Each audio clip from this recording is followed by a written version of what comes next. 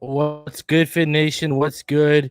It's your boy Reason, and you better believe it. We're back here for another one regarding Deshaun Watson as well as other news. And I'm joined right now by the homie Martin. Martin, what's going on, brother? How you doing tonight? Pretty good, man. Appreciate you for having me, man. And let's get it, man. I already know what's going down, bro. I already know what's going Oh down, my bro. god, it's unbelievable, bro. Mm, It just won't end, dude. a never-ending story, bro. For The never ending story. real. La da da da da da Oh da. man. Uh, um, and there's people that obviously weren't on Twitter today, wherever they were. They didn't hear all the news that transpired today. There's a ton of it to go Mm-hmm. over. There's the Monday morning quarterback talked about us and Watson. The Miami Herald had an article that talked about us and Watson. Mm-hmm. We're gonna go over Benjamin Allbright's segment on KOA Colorado. Talked about Benjamin Allbright. Deshaun Watson, Miami. Jeff Mm-hmm. Darlington talked about Tua and the Watson thing. I got the clip from that. We'll go over. Mm-hmm. We got Chris Mortenson, Tom Pelissero, and Ian Rappaport talking about what the cost of acquiring Deshaun Watson is right now. We'll go over that, and it all ties back to the people that want to doubt Benjamin Allbright. Well, he was right, because the cost is what he reported back in January right now. Whether they get it or not, that's up to them. Hunter Mm-hmm. Long got signed today. We Yes, signed sir. another tight end, and we cut a developmental one. Some Madden Mm-hmm. info came out regarding Jaylen Waddle that everyone's going to be interested in. So, whole Mm-hmm. bunch of stuff to go over today before we get into training camp. Because training camp tomorrow is going to be a lot of like testing and stuff like that. Pads Mm-hmm. won't actually be on tomorrow, so Mm-hmm. we got a whole bunch of stuff to go in on today. Just a whole ton of stuff. So, I'm at a point where either throw your nuts on the table and make the trade, or put them back in your pants, zip up your fly, and move the hell on with this Watson thing, bro.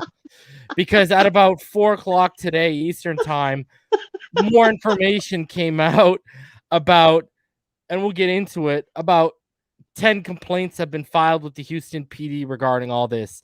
8 of them are women that are part of the lawsuit. 2 of them are new women that are not part of the lawsuit. So that brings the number up from 22 to 24 right now. This guy went from the all 22 to all 24 in a matter of 24 hours since he showed up at training camp, bro. So we got a Oh, ton of man. stuff to go in. It's just like, you're just at the point where either make the fucking trade and let's move on with our lives, or let's just, because this is my issue. I'm gonna get on here. This is what my issue here. Okay, Mm-hmm. Omar Kelly. Omar Kelly back in October conveyed to everyone that Xavier Howard offers were being listened to by the Dolphins. Okay, the Miami Dolphins came out right away, Martin, disputed that report, and kind of tried to throw a blemish on Omar Kelly. You remember that? You Mm-hmm. remember that? Mm-hmm. Barry Jackson, a little bit over a month ago, you were up here when we did it, reports that, yes, they were listening to trade offers in October. And on top of that, Xavier Howard conveyed to them that he was open to the trade. Did the Miami Dolphins come out and bury Barry Jackson? Mm-hmm. So when I'm sitting here, my whole point with this is the Miami Dolphins have the power here to come out and say, listen, we're not entertaining making a move for Deshaun Watson. We are all in on Tua. And people have tried to Right. say to me, well, if you go look at the postseason conference, Chris Breer said, Tua is going to be the starter. Yeah, but that was before Watson was made available. Right. So Right. at the end of the day, they have the power to end all this. Correct. And Mm-hmm. let's be honest, if I'm the coach, if I'm the GM and I'm all in on this kid, bro, I'm nipping this in the butt. Because As I soon don't as want that. possible. I've already got the Xavier Howard distraction going on. You think Mm-hmm. I need this? I got one Mm-hmm. major distraction on the defensive side of the football. Now I got a major distraction on the offensive side of the football. Mm-hmm. Mm-hmm. Like, I'm with you. just make it. Yeah, just be you know, And as cut and dry. Sol J. Uso, Benjamin Allbright is one of the most reliable people in the world. Mm-hmm. Okay, Benjamin Allbright has a damn near pristine track record with inside information. I don't want to hear that bullshit just because he's a none of y'all wanted to believe his report. Y'all want to say, well, he's a Denver reporter, but none of y'all wanted to believe his report that he confirmed that we were going after Javonte Williams and the team that he covers jumped us. None of y'all wanted to believe that, but now he's a Denver reporter, so he only sticks to Denver stuff. Come on, man. Y'all move goalposts like it's ridiculous, all because it's what you don't want to hear. That's my issue with these people. Go beyond Benjamin Allbright. Barry Jackson's reported it, which I'll show today. Armando Salguero, who people know I don't like, has reported it. Multiple South Floridian people who are beat writers have reported this. So what, everyone's lying? Come on, man. There's so much smoke. There's at least a campfire right now. Just because it's what you don't want to hear does not mean it's not going on. We got marshmallows and graham crackers on the side. This is my problem with people, bro. They think it's all sunshine and fucking lollipops. It's not. It's Miami though. Yeah. Like, come on, man. Just because it's what you do not want to hear doesn't mean it's not reliable or it's wrong. That's the dumbest thing in the world, man. No, I understand, and I'm honestly reason, bro. I'm with you 1000%. Stop flashing people and put it back in your pants and zip it up. If you ain't gonna do the deal, bro. If you are not throwing your nuts on the table and making the trade, throw them back in your pants, zip it up, and walk away from the situation, bro. And walk away backwards, so you can. But in all seriousness, right? Yeah. I still believe what you're saying. There has to be one of two options. Either yes, Miami Dolphins are for business to acquire a Deshaun Watson, or no, we are going to be sticking with Tua Tagovailoa for the 2021 NFL season. I think it's important to do that because again, camp starts tomorrow. And to have this type of news floating around camp, you're less focused on exactly what you have to do heading into camp versus what's going to become of next week. You know what I mean? Like you don't want to think too far ahead. If you just say straight up and down, bro, and you know what they don't want to hear? It is what it is. You know what they don't want to hear? And I'm going to tell them what they don't want to hear. And remember, I'm the guy who's told you multiple times, I want to stick with Tua. I think it's premature to move off of him. I've said all this, but I understand Tua's got question marks. Watson's a proven commodity. I get why they would make the move. Doesn't mean I agree with it. Okay? Dude, this is the reality of the situation. If these allegations didn't hit, Deshaun Watson would be a Miami Dolphin 99.9% right now. That's it. Everything I've been told privately, added with everything we've heard publicly, privately more so, but Deshaun Watson would be a Miami Dolphin right now. This is interesting, man. This goes back to the report I had. Shout out to Jared Brown. Loving the energy. The stream so far. Fins up. $1.99. What did I say? 3-4 weeks before this PFN Adam Beasley article came out that said we're still monitoring the situation. Buddy, I was ahead of that 3 weeks before. It was the same stream where I said Flores doesn't like how Tua's been shoved down his throat. Martin, I've told you the piece of information I can't go public with. You know exactly what I'm talking about, okay? So everything between Flores and Tua is not all sunshine and lollipops like people believe. You can vouch for that because you know what it is, okay? I told everyone they're monitoring the situation. They're not Flores and company are not sold on Tua. The problem is, the sticking point is, Ross signed off initially on a trade before the allegations hit. After the allegations hit, Ross pulled his signature back. I've said that from the time, and then what happens? Adam Beasley who some people believe is credible, drops an article regurgitating a portion of that, what I'm saying, and basing his whole article around that. I was ahead of PFN. And then the Miami Herald comes out today, and everyone will see the article. They're saying exactly what I was telling y'all on stream 3-4 weeks ago. That I was hearing privately. So clearly the people that I'm talking to privately are locked in. This is an interesting situation, bro. It really is. It's really interesting. So because this is what I'm saying, bro. Like, these fans just don't want to hear it because it doesn't fit the narrative they have spun in their head. Yeah. And it hasn't happened yet, so it's just a rumor. Bro, everything's rumor. Everything's a rumor and speculation. Doesn't mean it ain't true. That doesn't mean it's true by any stretch of the imagination. J-Boy, I already told you. All you people try in that same stream I told you Flores is pro Herbert at the draft. That's where he stood. Okay? The Jason Lackenfora article, it's just like all you people try to shit on a guy like Jason Lackenfora. Well, guess what?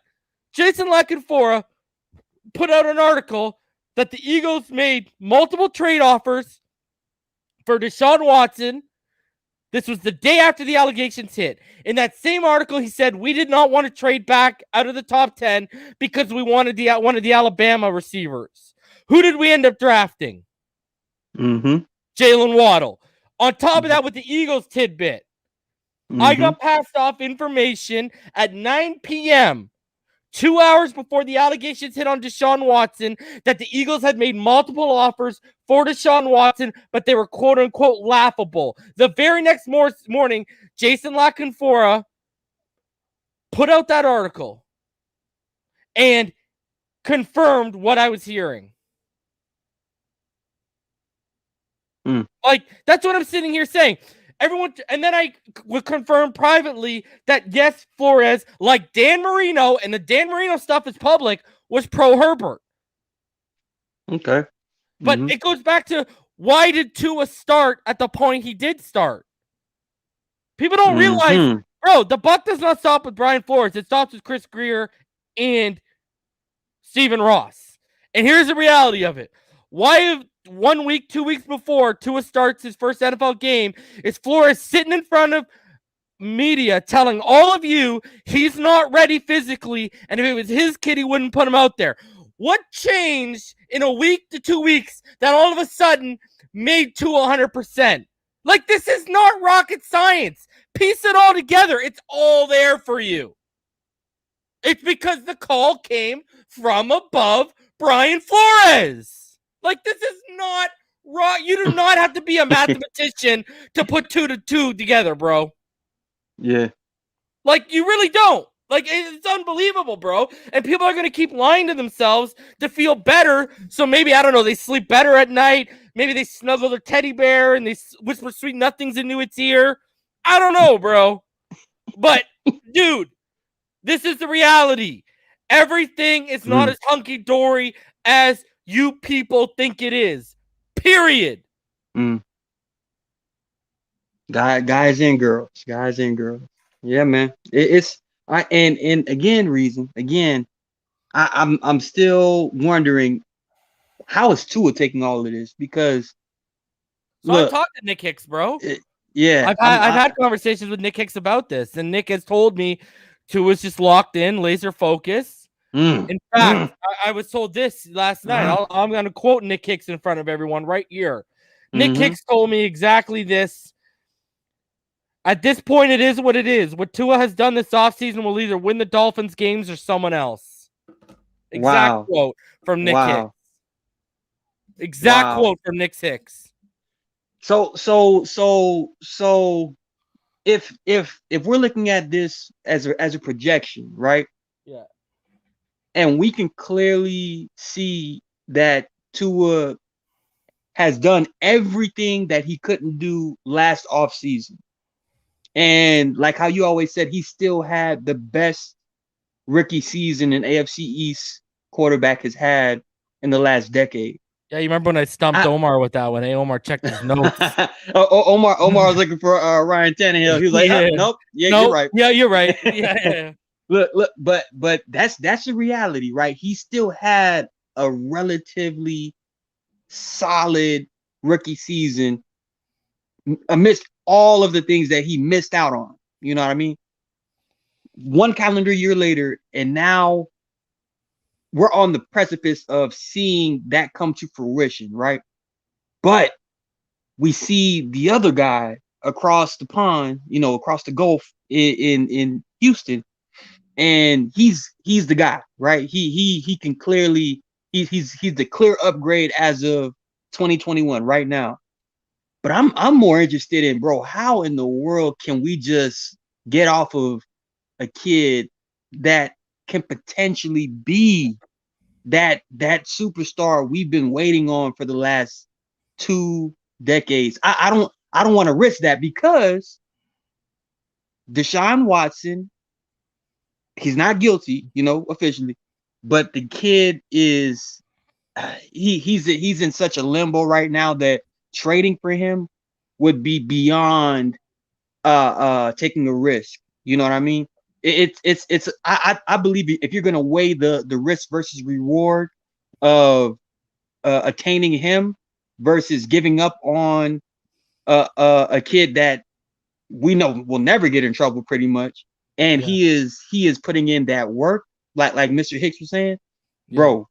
I'm just saying to myself that in my mind, this is a no-brainer of, let's just come out and say we are not interested, dude. What in did I Deshaun tell Watson, you? and we'll move on. What did I tell you in that same stream where I gave you all that information? I also said Flores is insanely controlling. One of the reasons why he doesn't like Tua shoved down his throat is because that was not his pick and it was out of his control. He's extremely stubborn. And if you remember, I also told y'all, one of those people told me what Flores wants, Flores will fight for to get. And here's the thing. He can't get Herbert, but he likes Watson and he'll fight for it. Yeah. It goes back to what I told you. When I told you that piece of information, I hit up Richmond Webb as soon as I did. Richmond Webb's exact response to me was, wow, he really wants Tua gone that bad. Irving donates $149. Appreciate that. And Michael Smith donates $2. So, when Richmond Webb says that, after I give him that piece of information, what does that tell you? It takes you aback. Yeah. You know what I mean? It makes you question. Yeah, man. Because Richmond always tries to see the good in things, but even he heard that, he was like, are you serious? You know what I mean? Even he was like, Jesus. Bro, and I was sitting in a Walmart parking lot when I told him that. Shout out to Mems Salanoa for the $6 donation. Appreciate you. There's no message actually attached to this, so I appreciate you. Logan donates $50. He says, you guys got to listen to what Reason's saying. He's just reporting the news that has come. He's been right this whole time, over and over and over. Fins up. Appreciate you, Logan. That's it. I give an objective view. I tell y'all exactly what I hear, and I tell y'all exactly what's being made public. It's up to you guys to put it together. We can all formulate our different opinions. So, and I've been pretty consistent. I've said I want to stick with Tua. It's premature to move off Tua, but if you can win the trade, obviously you make it for Watson because it's an upgrade. It is what it is. We don't have to agree with it, but you have to understand why they would be doing it. Right? And then Florida Born, what is the percentage Tua is our QB? Man, bro, every day it's a different percentage. Right. Man, I honestly think it's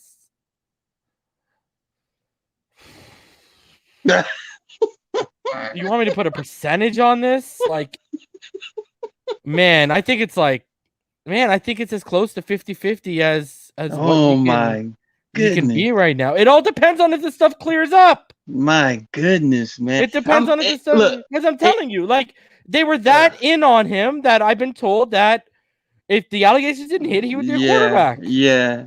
And it goes back to what I said, bro. Dude. Listen, you don't have to like it, but you got to understand why. I keep telling all of y'all, Tua, you can't even gauge his floor, his ceiling because of what he was at last year in terms of health and where he was. You don't even know what you're going to get. Watson's a proven commodity. Mm-hmm.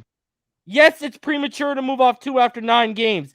Yes, we're the team that's setting the standard of a microwave society at quarterback between how we did Rosen and what we would do to Tua. And I agree, Tua flashed way more than Rosen. Rosen never had a game like Tua did against Arizona or a second half against Kansas City. Okay, he just didn't. I get all that. Cincinnati was an underrated game as well. And I'm not even worried about my evaluation because guess what, guys? My evaluation continues on Tua, even if he's not in aqua and orange. He could go to another team, ball out. I can still tell y'all I was right. So I'm not even evaluations out the window with me on this. Okay, I just believe this guy can be a perennial all-pro player. And it is what it is. You just have to understand why they're doing it. You don't have to agree with it. Like I've said, I technically wouldn't agree with it because I think it's way too premature. And I think you've got to have at least one season under his belt. That's why part of me was hoping all this stuff wouldn't get settled till 2022 for Watson, so we could at least get one season to gauge where Tua's at. Because I would rather take Watson if they're going to make a move off Tua. I'd rather take Watson than drafting a quarterback because you're starting it all over again with a prospect/project, right? Cat for Life donates $5. He says, "Is this the biggest smoke storm before camp starts? A gift from the media? Have the percentage really jump in the next 48 hours?" Okay, that's a good question because this is where it is. And here to go, Martin. I've been consistent with the Watson news since it started. I said, if you win the trade, you make the trade. I've said that since day one. Yes. Okay. I've also said I would personally stick with Tua. But if you win the trade, I mean, it's a top 5 quarterback. You'd be dumb if you said, and he's a clear upgrade.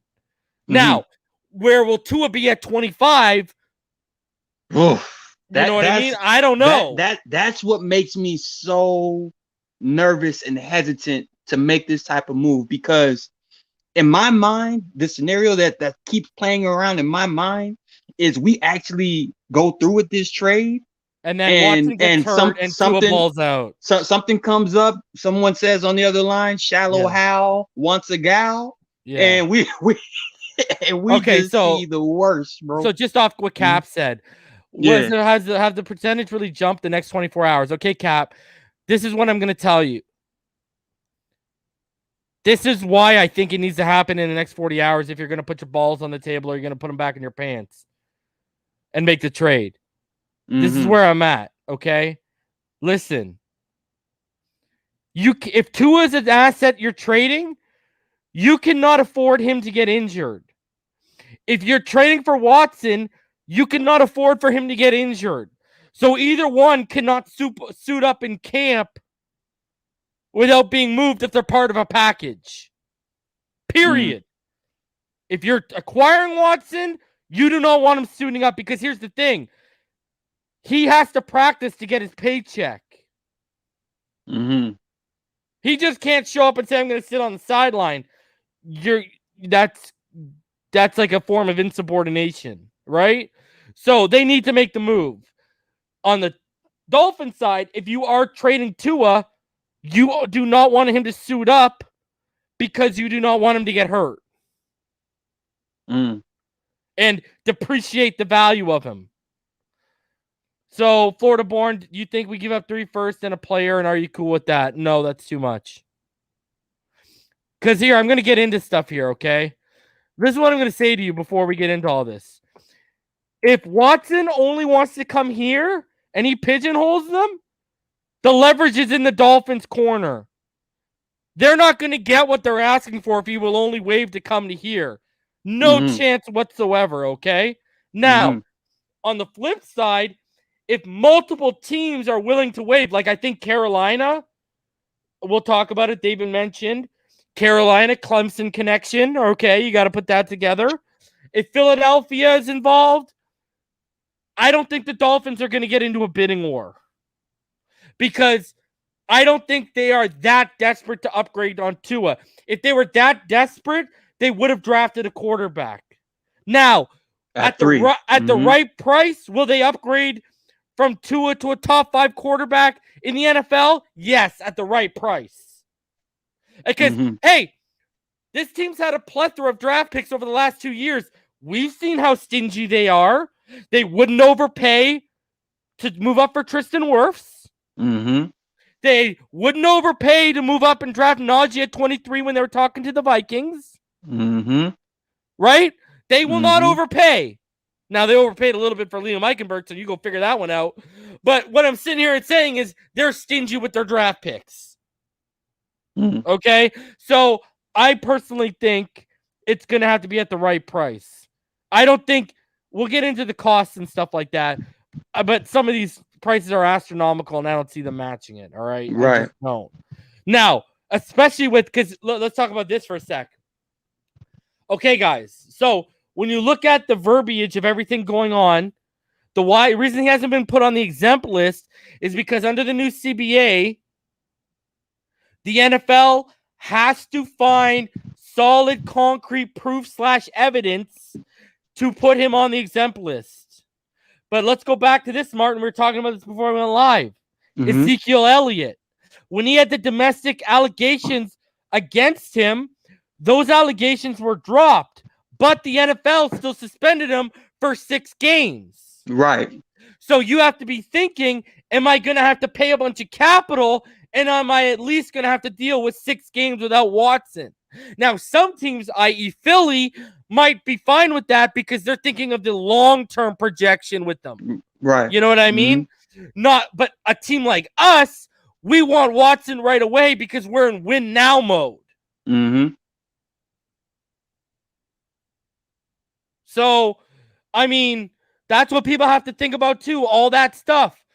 You know, are you okay with giving up all these picks and possible players and at minimum getting a suspension levied against him? So, I don't know. Like, there's a lot. And this is what people need to realize. Stephen Ross got all the money in the world. If you think the Miami Dolphins haven't hired their own private investigators and they aren't sniffing this out themselves, you're crazy. Somebody parachuted at Houston Airport. Yeah. The 007. Oh, man.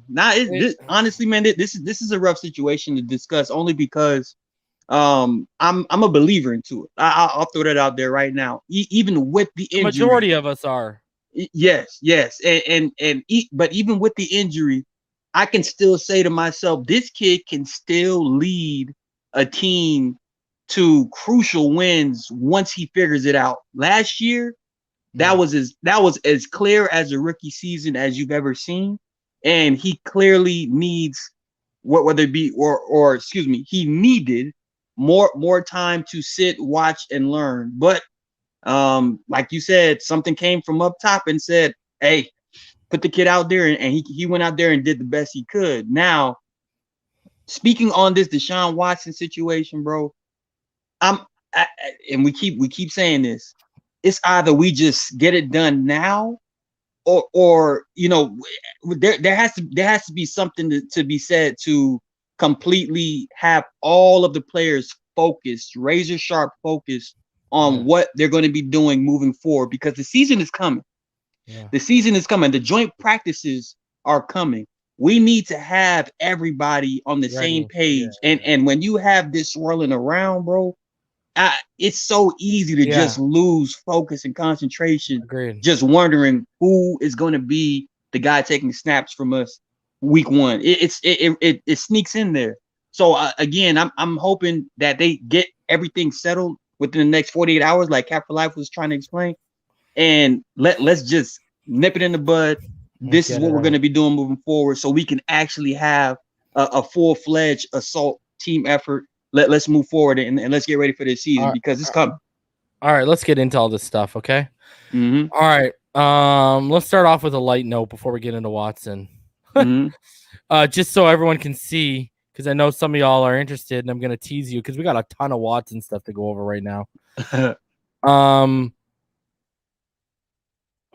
Okay, so Madden information. I just want to show everyone quickly because it's out now, right? Yeah, here's Waddle's information, okay? So he's 76 overall. He's a top ranked. Damn. wide receiver. Only Kyle Pitts and Trevor Lawrence are ranked higher than him in the rookie class. His speed is 97. Damn. His acceleration is 95, strength 55, agility 97. So this kid is going to be loaded and fun to play with this year in Madden. So I can't wait. Obviously I pick up Madden every year. So Wow. Fuck you, Pyro, for hating on Madden wherever you are right now. So I'll be. Fuck me too, man. Fuck me too. I've been boycotting Madden since they monopolized, man. I was a 2K guy for real. Oh, so was I, but you know what I mean. Hey, yeah, it's football, NFL. When they go, I actually didn't buy 2019. But when Tua was in 2020, I was like, I gotta cop that. You know what I mean? And because it was one of the few next gen games, so I was like, I gotta get that. One of my PS5. So there's just your update on Jaylen Waddle, guys. Gonna be an absolute stud in the game. Speed, boy. Yeah, ridiculous, bro. I think only like Tyreek Hill and one other person is faster than him in the game. My goodness. Yeah, he's like third fastest in the game.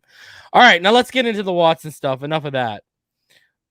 Actually, let's get all the housekeeping out of the way right now, because all right, so the Dolphins officially signed Hunter Long, leaving Eichenberg as the one unsigned draft pick. This goes back to what we were talking about, and what I said. I thought that McKinney's money, the restructure, was to sign the rookie class, and it wasn't to sign or give more money to Xavier Howard. And with Javon Holland and now Hunter Long all of a sudden signed after the restructure of Benardrick McKinney, clearly that's what the deal is, bro. So Liam Eichenberg is the only one remaining that needs to be signed, and that they need to pony up some money for, bro. So your thoughts on that? Oh, I'm just glad they're getting all of these small transactions out of the way. So every, like I keep trying to say, once everybody is locked in and focused on their role, their job, what they need to do when they get inside this building, that's the number one priority in my mind as far as what we should expect moving forward. Getting the money right is going to be one thing. Liam Eichenberg, I think, needs to come in as soon as possible, considering we're potentially looking at him to be the starting right tackle come week 1. We have to get that kid. Yeah, get that kid in here. And if Fluker is going to take that role early, I'm comfortable with that too. But I still would love to have Eichenberg at the very least inside of camp competing with DJ Fluker to really chisel and iron sharpen iron that guy. So and if Fluker wins, I would just kick Liam to left guard if Jesse Davis is really beating out Solomon McKinley right now. No offense, Omar, but we need other guys in there, man. Yeah, and FinceFan23 donates $5. Says Flo needs to double down on Tua at his press conference this week if they're sticking with them. If he doesn't, the Watson smoke continues to turn into fire. I think so. Yeah, I think, but you know what you're gonna get? You're gonna get vague, general answers. Yeah, I can hear it right now.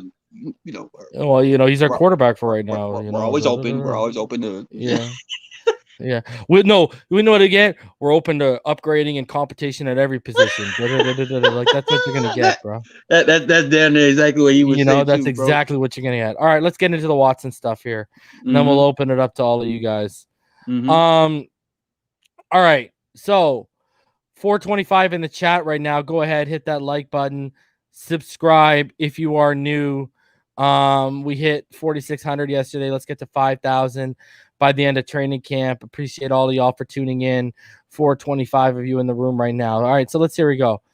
So Tom Pelissero 13 hours ago, about 8 a.m., he said the Texans are now willing to listen and have been for some time to trade offers for star quarterback Deshaun Watson. Multiple sources tell me, and Ian Rappaport, but the price is high for a player of his caliber, and should be. It'll likely take at least 3 first-round picks and more. When he reported to camp Sunday, Watson was respectful, but his demeanor reiterated he doesn't want to be in Houston. The question is, will a team step up with the type of massive offer that would compel the Texans to move him now? Watson also would have to waive his no trade clause. Now, I think they're going to want him to submit a list of teams so they can get a bidding war, because if you only give them one team you're willing to go to, that pigeonholes them, and either they're going to get lowballed and they're not, and more options Deshaun Watson gives, a more higher chance he gets out of there. Because if you lowball Castro, I keep telling all of you, this is his first shot at a GM. If he doesn't get a good return, it's going to be bad news for him in terms of people will be calling for his head. All right. So if he doesn't get a good return, it's not going to be a good look. And he could be out in 2 years and never get a GM job again. So he needs to be on point with the return he has. Now, like I said, the EM, the thing the Dolphins also have working in their favor is Breer and Flores also came from the Patriots, like Nick Cassero. So there is a working relationship there. Right. Soul, stop spamming the same message in the chat. This is your last warning, one and only warning. I've seen what you said. I've already said we're going to get into what Darlington said. You got to also remember Darlington is a homer. That's all I'm going to say. Stop spamming the same message in the chat. I'm not going to tell you again. Like, these people, like, bro, I already said I'd get into what Darlington's saying. Like, what are we doing here? All right. So that's what Tom Pelissero reported. All right. Then after that, not too long after that, Chris Mortenson came out, and this was his report. Chris Mortenson came out on Twitter, and for Deshaun Watson, the Texans' price has been some combination of 5 high draft picks and starting caliber players per 2 league executives. Ridiculous. I'll tell you right now, the Dolphins ain't budging to that. It ain't gonna happen. For all of you that want to sit there and doubt my boy Allbright, who I consider a colleague and a friend in this industry, who's one of the most pristine track records out there, Benjamin Allbright is as locked in as it comes. That's why he's not just a Broncos beat reporter. He's also an insider for PFN. He's also an insider for KOA Colorado, their radio. Okay? So he wears many caps. I want to show all y'all what Benjamin Allbright said back in January. Okay? This is what Benjamin Allbright said in January. Allbright went on with information he received from a source. This same source told me they weren't trading Deshaun Watson at all. I pressed that person for a hypothetical. Hypothetically, what would it take to move Deshaun Watson in a vacuum? He said it would take 3 firsts, 3 seconds, and a Pro Bowl caliber player would start the conversation. So the idea that you're going to get Watson for 2 and a first and something else is laughably ridiculous. It's not happened.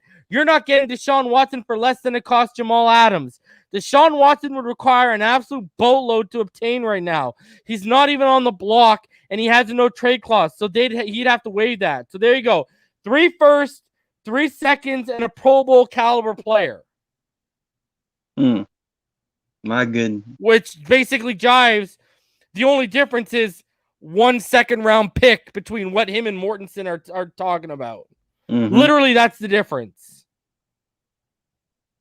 That's too much, though, I mean, man. look what Matt Stafford drew. That's how Matt much? Stafford. Yeah, but what did Stafford get traded for? Wasn't it Goff and 2 first-round picks? I believe so. If Matt Stafford is going to get Goff and 2 first-round picks, what do you think Deshaun Watson's going to cost? I don't know.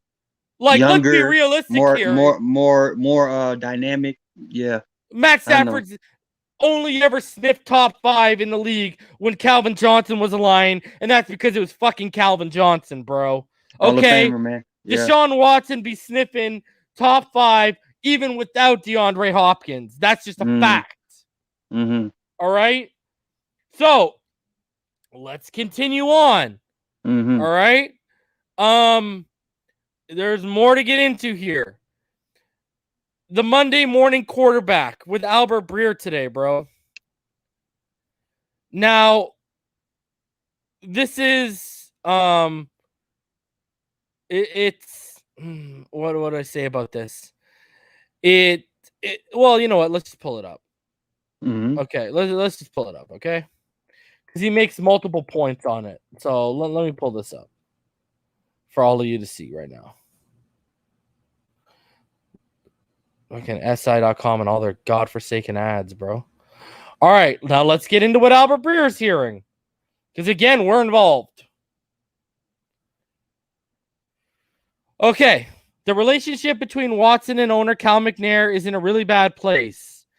If it's not irreparable, it's bordering on that. As a smart coach once told me, the one thing I can't change is the owner. Okay? The communication breakdown during the coaching search was the root of it, and nothing has changed to fix it since then. In fact, it may be worse now than it was then. Number 2, I've heard that Castro, look at the ads. This is ridiculous, man. Is determined not to take any sort of discount for Watson. And I think that's totally understandable. For a guy who inherited this problem, he has a 25-year-old franchise quarterback under contract for the next decade. The best thing for the organization is either convince him to stay, not likely, or get a king's ransom for him. Absent clarity from the league or legal system, it might be hard to land one. Number 3, would the Texans try to wait and to trade Watson regardless of his wishes? It's a good question. One problem with trading him now is if he's available to play, he'll immediately make the team he's going to better and devalue the pick coming back. If you trade him in January, you'll know where at least any 2022 pick or picks coming back will fall. For what it's worth, the sense other teams got over the summer break is that the Texans weren't in a rush to move Watson. Listen, here we go. Add it up, and with the remedy would seem to be someone swooping in and offering the moon for Watson, even with the ongoing legal situation. I've got 4 teams marked down as ones to watch: Carolina, Denver, Miami, and Philadelphia. Guys, I checked in with Benjamin Allbright. Benjamin Allbright says Denver is not in on Watson. And I believe, and I don't know why the Washington football team is not in on them. I don't care what situation they've had in the past with Dan Snyder and those people in the management. Winning will make everyone forget that. And I believe all 4 are monitoring all of this, which is exactly what I told you. The Dolphins have been monitoring this situation still. It didn't go away. Okay. The Dolphins have 3 first-rounders the next 2 years, and the Eagles will likely have 3 next year alone, which is what I keep saying. And Carolina and Denver have interesting young players they could throw into trades. Also, I checked in with a Washington source today, and I said, would they be interested in Deshaun Watson? It makes so much sense because they would dominate the NFC East for the next 10 years. They'd be a perennial playoff team. And he said Ron Rivera is keeping a very tight lid on this whole situation. Oh, wow. Not showing their hand one way or the other with where they are with Deshaun Watson in Washington. But again, the question is whether you'd fork over a historic haul, given the uncertainty here. And of course, it probably wouldn't make sense for Castro to trade the best quarterback in team history, locked up contractually and in his mid-20s without getting that kind of return. The Texans, by the way, practice Wednesday.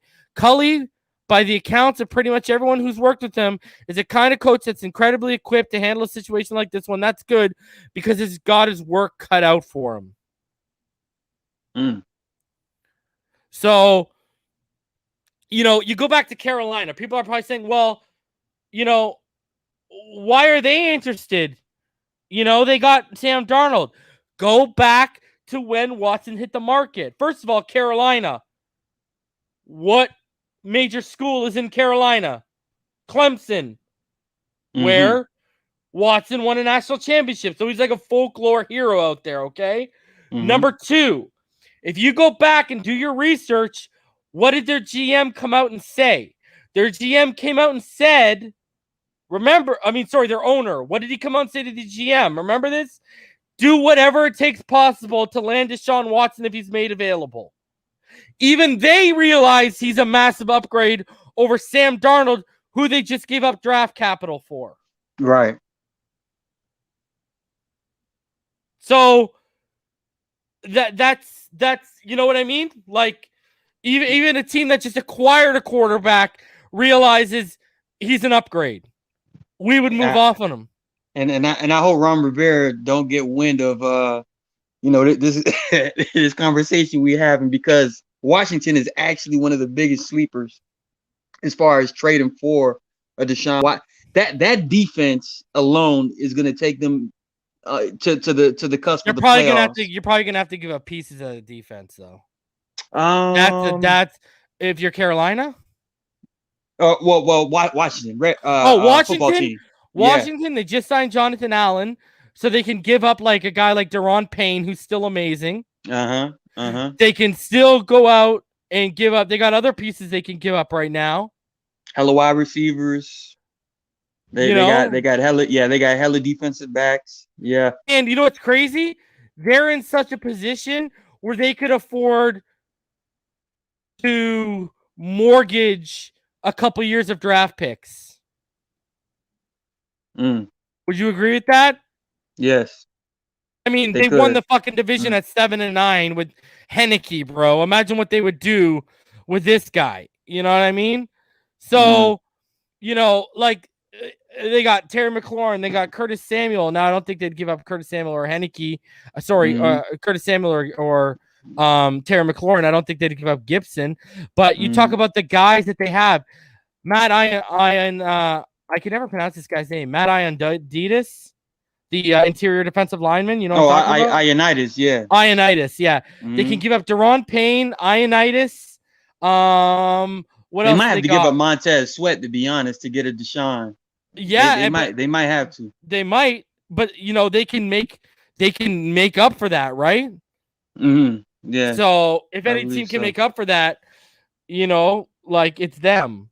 That'll be interesting if Ron Rivera is, you know, holding that down, because Fitzpatrick is going to do well. Let's be honest. I think Fitz is actually more motivated to do something, you know, this year versus when he was with Miami, to be honest, bro. And we go back to Darnold and Tua. He's an upgrade. He's a true. Watson's not only an upgrade, he's a far longer solution than where Ryan Fitzpatrick's at, right? Yeah. And hell, they could even you know, they could even try and give up they could literally put a package around Daron Payne, Montez Sweat, and 3 or first round draft picks. Like that's a ridiculous package, bro. Like you're giving a premier interior guy and a premier rusher plus 3 first round picks. Like, that's a stupid package, bro. And you know, it's crazy that defense won't even probably hiccup.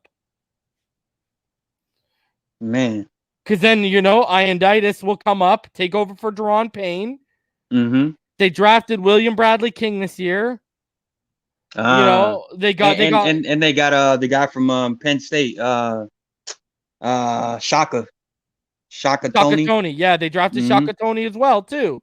So they got options on the edge, bro. Yeah. And let's be honest, who's getting the double teams? One of those guys or Chase Young?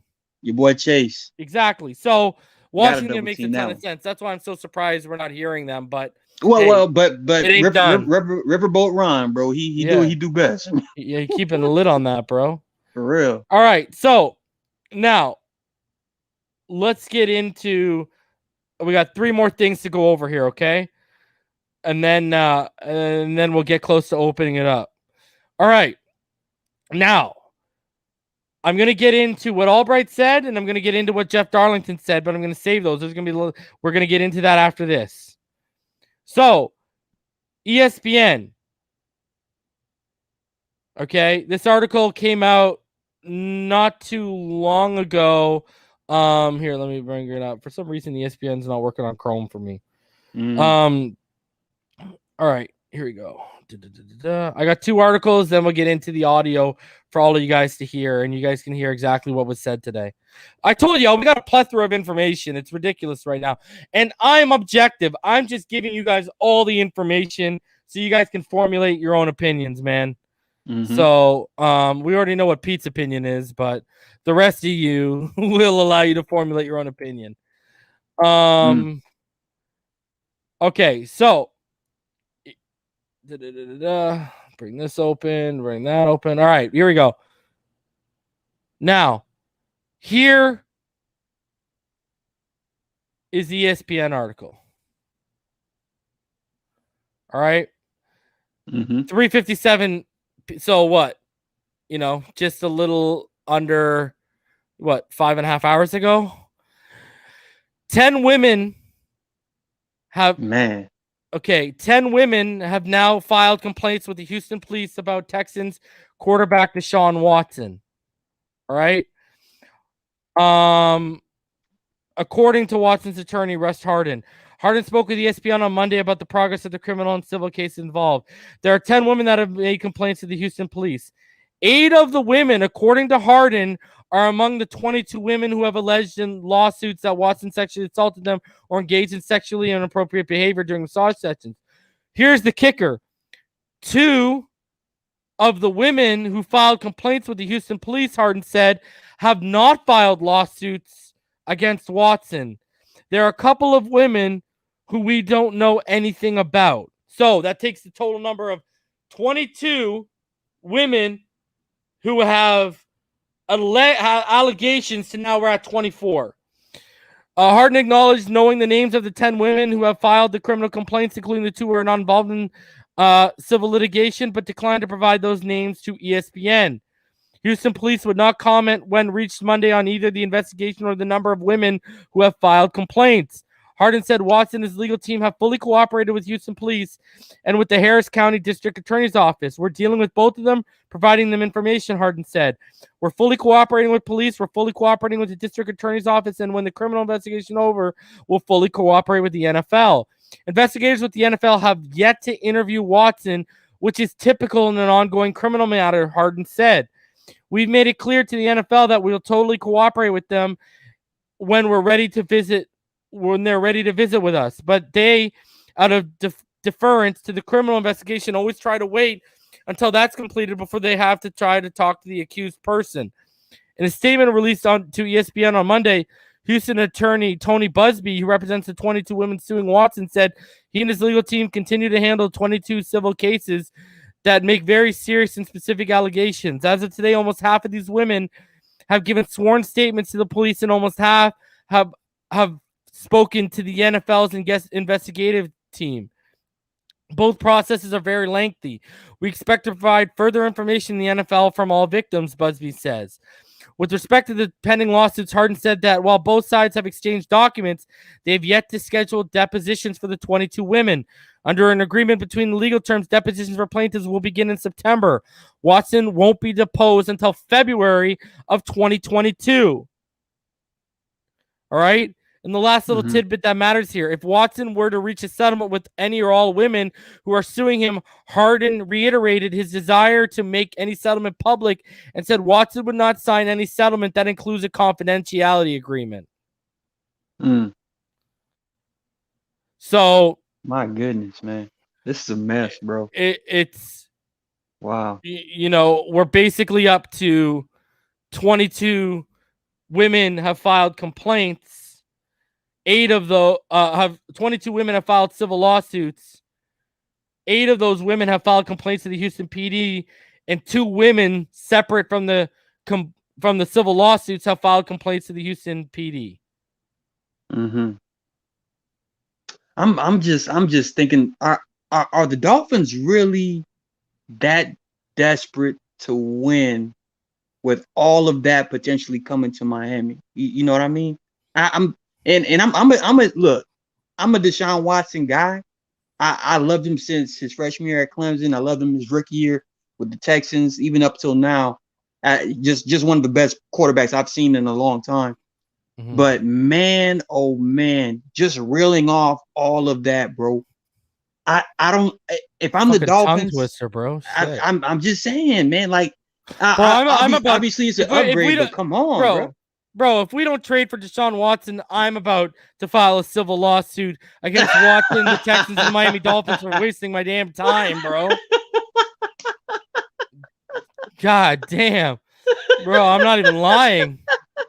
And I'm hiring Busby, too, just to send a message. Oh, man. All right. So here, we're going to get into the audio portions, guys. Before we do, I just want to show you what Barry Jackson is reporting, because it jives with what I was telling you guys 4 weeks ago, what I was being told privately. The Houston Texans are now willing to listen to trade offers for disgruntled quarterback Deshaun Watson, and the Dolphins have not eliminated themselves from the running, according to a source with direct knowledge. There you go. I've not eliminated themselves from the running. While the Dolphins remain interested in to see how Tua Tagovailoa develops, they also continue to do due diligence to see if landing the 3-time Pro Bowl quarterback is realistic, the source said. In other words, Tagovailoa's improvement this offseason and Watson's ongoing legal issues did not cause the Dolphins to decide that they definitely won't pursue Watson. But whether they will make a highly aggressive bid remains to be seen. A second league source who spoke with the Dolphins earlier this season said they privately conveyed an interest in Watson during the spring. I told you guys.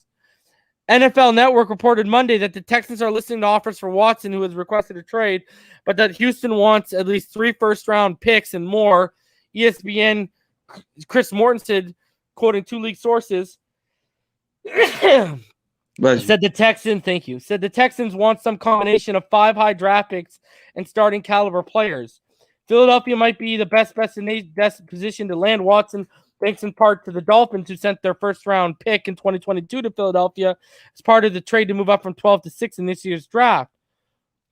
The Eagles have at least 2 first-round picks in next April's draft and the strong possibility of having a third, the 2022 second-round pick that the Colts gave Philadelphia in the Carson Wentz trade can become a first-round pick if Wentz plays 75% of the snaps this season, or if he plays 70% of the snaps and the Colts make the playoffs, which is highly likely. The first one at least. The Dolphins traded the pick they needed to possibly get one of those QBs, such as Watson, if Tua isn't the guy, former Eagles president Joe Banner recently said on Twitter. All to get the receiver they preferred, Jaylen Waddle. Great move by the Eagles, big mistake by the Dolphins, all in on Tua with no backup path. If the Dolphins decide to make an aggressive bid, they could offer San Francisco's first-round pick in 2022, which is the only first-round pick owned by the Dolphins in next year's draft, and their own first-round pick in 2023, and the 49ers' first-round pick in 2023, which is also owned by the Dolphins. But you got to think, if he's willing to sign off to Philly, the 3 first-round picks next year are way more enticing. Watson reported to Texans training camp Sunday, reportedly to avoid $50,000 daily fine. He faces 22 lawsuits from massage therapists that allege sexual assault and inappropriate behavior. The NFL is conducting an investigation, but hasn't said if he will be suspended or if he will be placed on the commissioner's exempt list. Watson is due to make $10.5 million this season and is signed through 2025. He's due $129 million over the next 5 seasons. So it's getting there, man. It's getting there. There you go. It's getting there. You know what I mean? I'm still convinced that we might not pursue this, bro. And I'm not trying to combat anybody that wants to see Deshaun Watson play for the Dolphins, because I honestly wanted us to draft him in 2017, but we won too many games, unfortunately. But regardless of that, I'm so wrapped up in what if things go south? What if we trade away all of because you know how they're going to justify this? I'm going to tell you right now, their whole pitch to the fan base is going to be Watson gives us a better chance to win now with the roster we have with the 28 if they can keep Xavier Howard. Because if I'm trading for Watson, I'm trying to keep Howard. Okay, yeah. You know what I mean? A 28-year-old guy. Byron Jones is 28 as well, 27, 28 as well. All these guys closer to 30 than they are in their mid-20s. With the defense they've compiled, it gives them a better chance to win with those players as opposed to, you don't know. Like I said, Tua, off of his health and everything last year. Still last season's a kind of a wash. Yes, he had the best rookie season of any AFC's quarterback in the last decade, but it's still a wash because of where his health was. And the sample size, you can't gauge what his ceiling or what his floor is going to be in the NFL. That's what scares them, I think. And they realize, but what they need to realize, if they think the expectations are high with Tua right now, what do you think they're going to be if you acquire Deshaun Watson? You have 2 years. In my estimate, you have 2 years to deliver an AFC championship appearance at minimum. Yes. Or there's going to be heads rolling. Because you know what they're going to say? We drafted Tua at number 5, wasted resource. You signed Fuller, but then you drafted Waddle instead of drafting Penei Sewell, who could have helped Watson if you were going to continue to pursue him. Mm-hmm. Then you traded all this capital and you paid Watson as well because his contract kicks in next year. All of this stuff added up. You're going to say, buddy, I need results. Like, the expectations are through the roof with Watson compared to, here's the thing. We expect playoffs with Tua this year. What the hell are people going to expect if Watson comes here, bro? A Super Bowl. And we've already been trying to tame people. Yo, the offensive line, we don't know what we're getting. The running back room, none of those guys have proved they can stay healthy as an alpha. We don't know what we're getting. So there's questions around Tua right now. Fuller hasn't stayed healthy consistently. Parker hasn't stayed healthy consistently. Preston Williams hasn't stayed healthy consistently. Waddle's coming off an injury. Albert Wilson hasn't stayed healthy consistently. There's all these question marks around Tua. Yes. That's why people are right when they say we're more than a quarterback away. We need more answers on the offense around the quarterback position because, like Mr. Ballgame says, the position of quarterback is the most dependent position on the football field. You are relying on so many other people to do their jobs. So I'm just saying, if the expectations are where they're at right now, buddy, if we're expected to win 12 wins, a lot of people say 12 wins, 11 wins. Buddy, what is it going to shoot up to? 13, 14, 15 with Watson? It might. Expectations, yes. Because I'm going to say, yo, just like we say potential gets people fired, what else gets people fired? Expectations and not living up to them. Because That's you know what true. they're saying? I think all of us can agree, Ross, whether it's going to Tua, we all believe was a front office management call that went up to him. From what I've been told, he pulled his signature back. He said, guys, because of the allegations, deal with it. He's our quarterback right now. Ross seems like a Tua guy, okay? Yeah. Now, if you're going to convince Ross to get off Tua at his age, at Ross's age, in terms of he's not getting any younger, and you're going to convince him we can win now with Watson, you better win now with Watson, bro. Like 2021. But I do believe people would kind of double down on the reason why you would get a Watson is because all of the lack thereof in so many offensive units, like obviously a very young and inexperienced offensive line, a very thin running back room as far as overall talent, thin wide receivers as far as they always get injured. Watson, people would say Watson kind of assist with those deficiencies because of how dynamic he is as a playmaker and his mobility, his athleticism, his just know-how with the football in his hands. They would say that can nullify all of those deficiencies and potentially increase them. Mind you, before 2020, which was it was an off season altogether. You know what I mean? Like the COVID hit, like this is Deshaun Watson's first really poor season as far as wins and losses.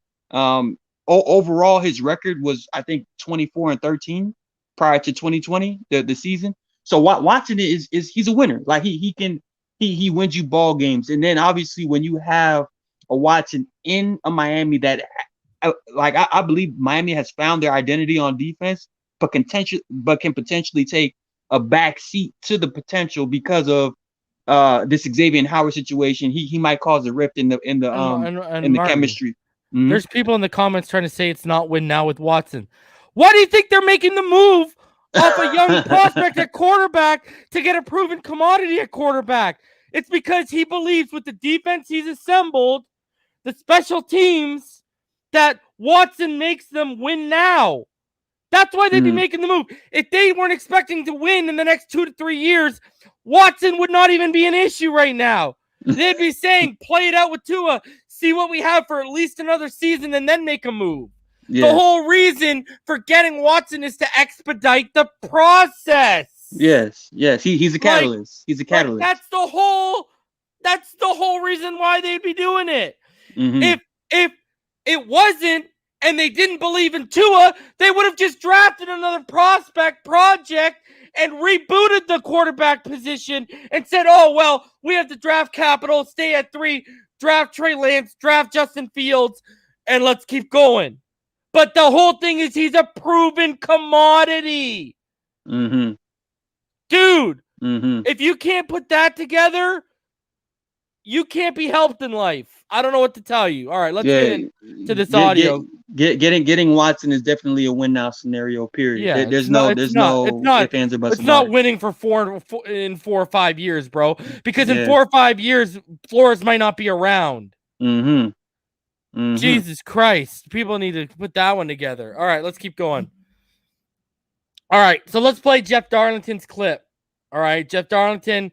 He talks a good story about. He tells a very good story about Tua. He talks about what he's heard. We'll get into this, and then we'll get into Benjamin Allbright. All right, because we're actually going chronologically. Benjamin Allbright, his appearance came after this, so let's go.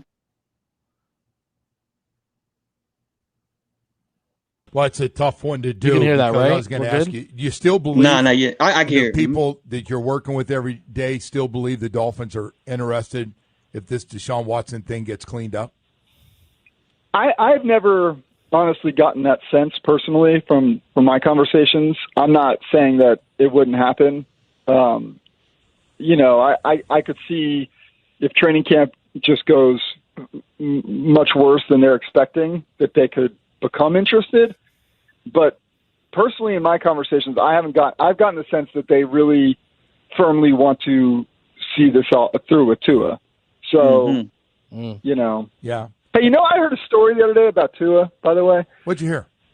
I guess he joined a local golf club, and I heard it was like rain out there or whatever.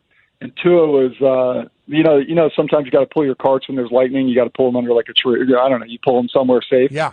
And I guess there was like 15, 20 other carts around, and like a buddy of mine was out there, and he said he thought, Tua would probably try to like go in and get away from it all. I guess Tua sat out there and talked to all 20, like literally 20 people, like held court with like 20 people for like a solid, like, let's say a half hour, where he just literally talked to every single one of them, fielded every single question, like cool. My buddy said, with a total smile on his face. And it's like, man, you never want to just be the good guy. You also want to be a good quarterback. Right. But like, that was great to hear. Jeff, that's my quarterback. That's a nice story. No. All right. So as you can hear, Jeff Darlington says from the conversations he's had, the feeling is they want to see what they have with Tua in training camp and at least with this year, basically. I want to see it too, man. I want to see it too. That's Jeff Darlington's report. I'm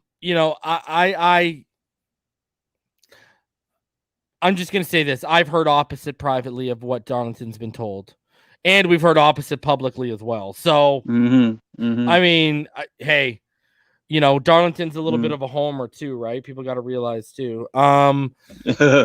He is. That's true. You know what I mean? True. So, yeah. like me and EM had that conversation today. He's a bit of a homer. But what a great story about Tua, man. Like, what a fantastic human being.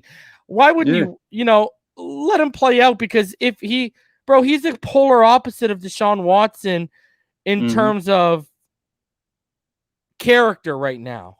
He's the exact opposite. Different end of the spectrum.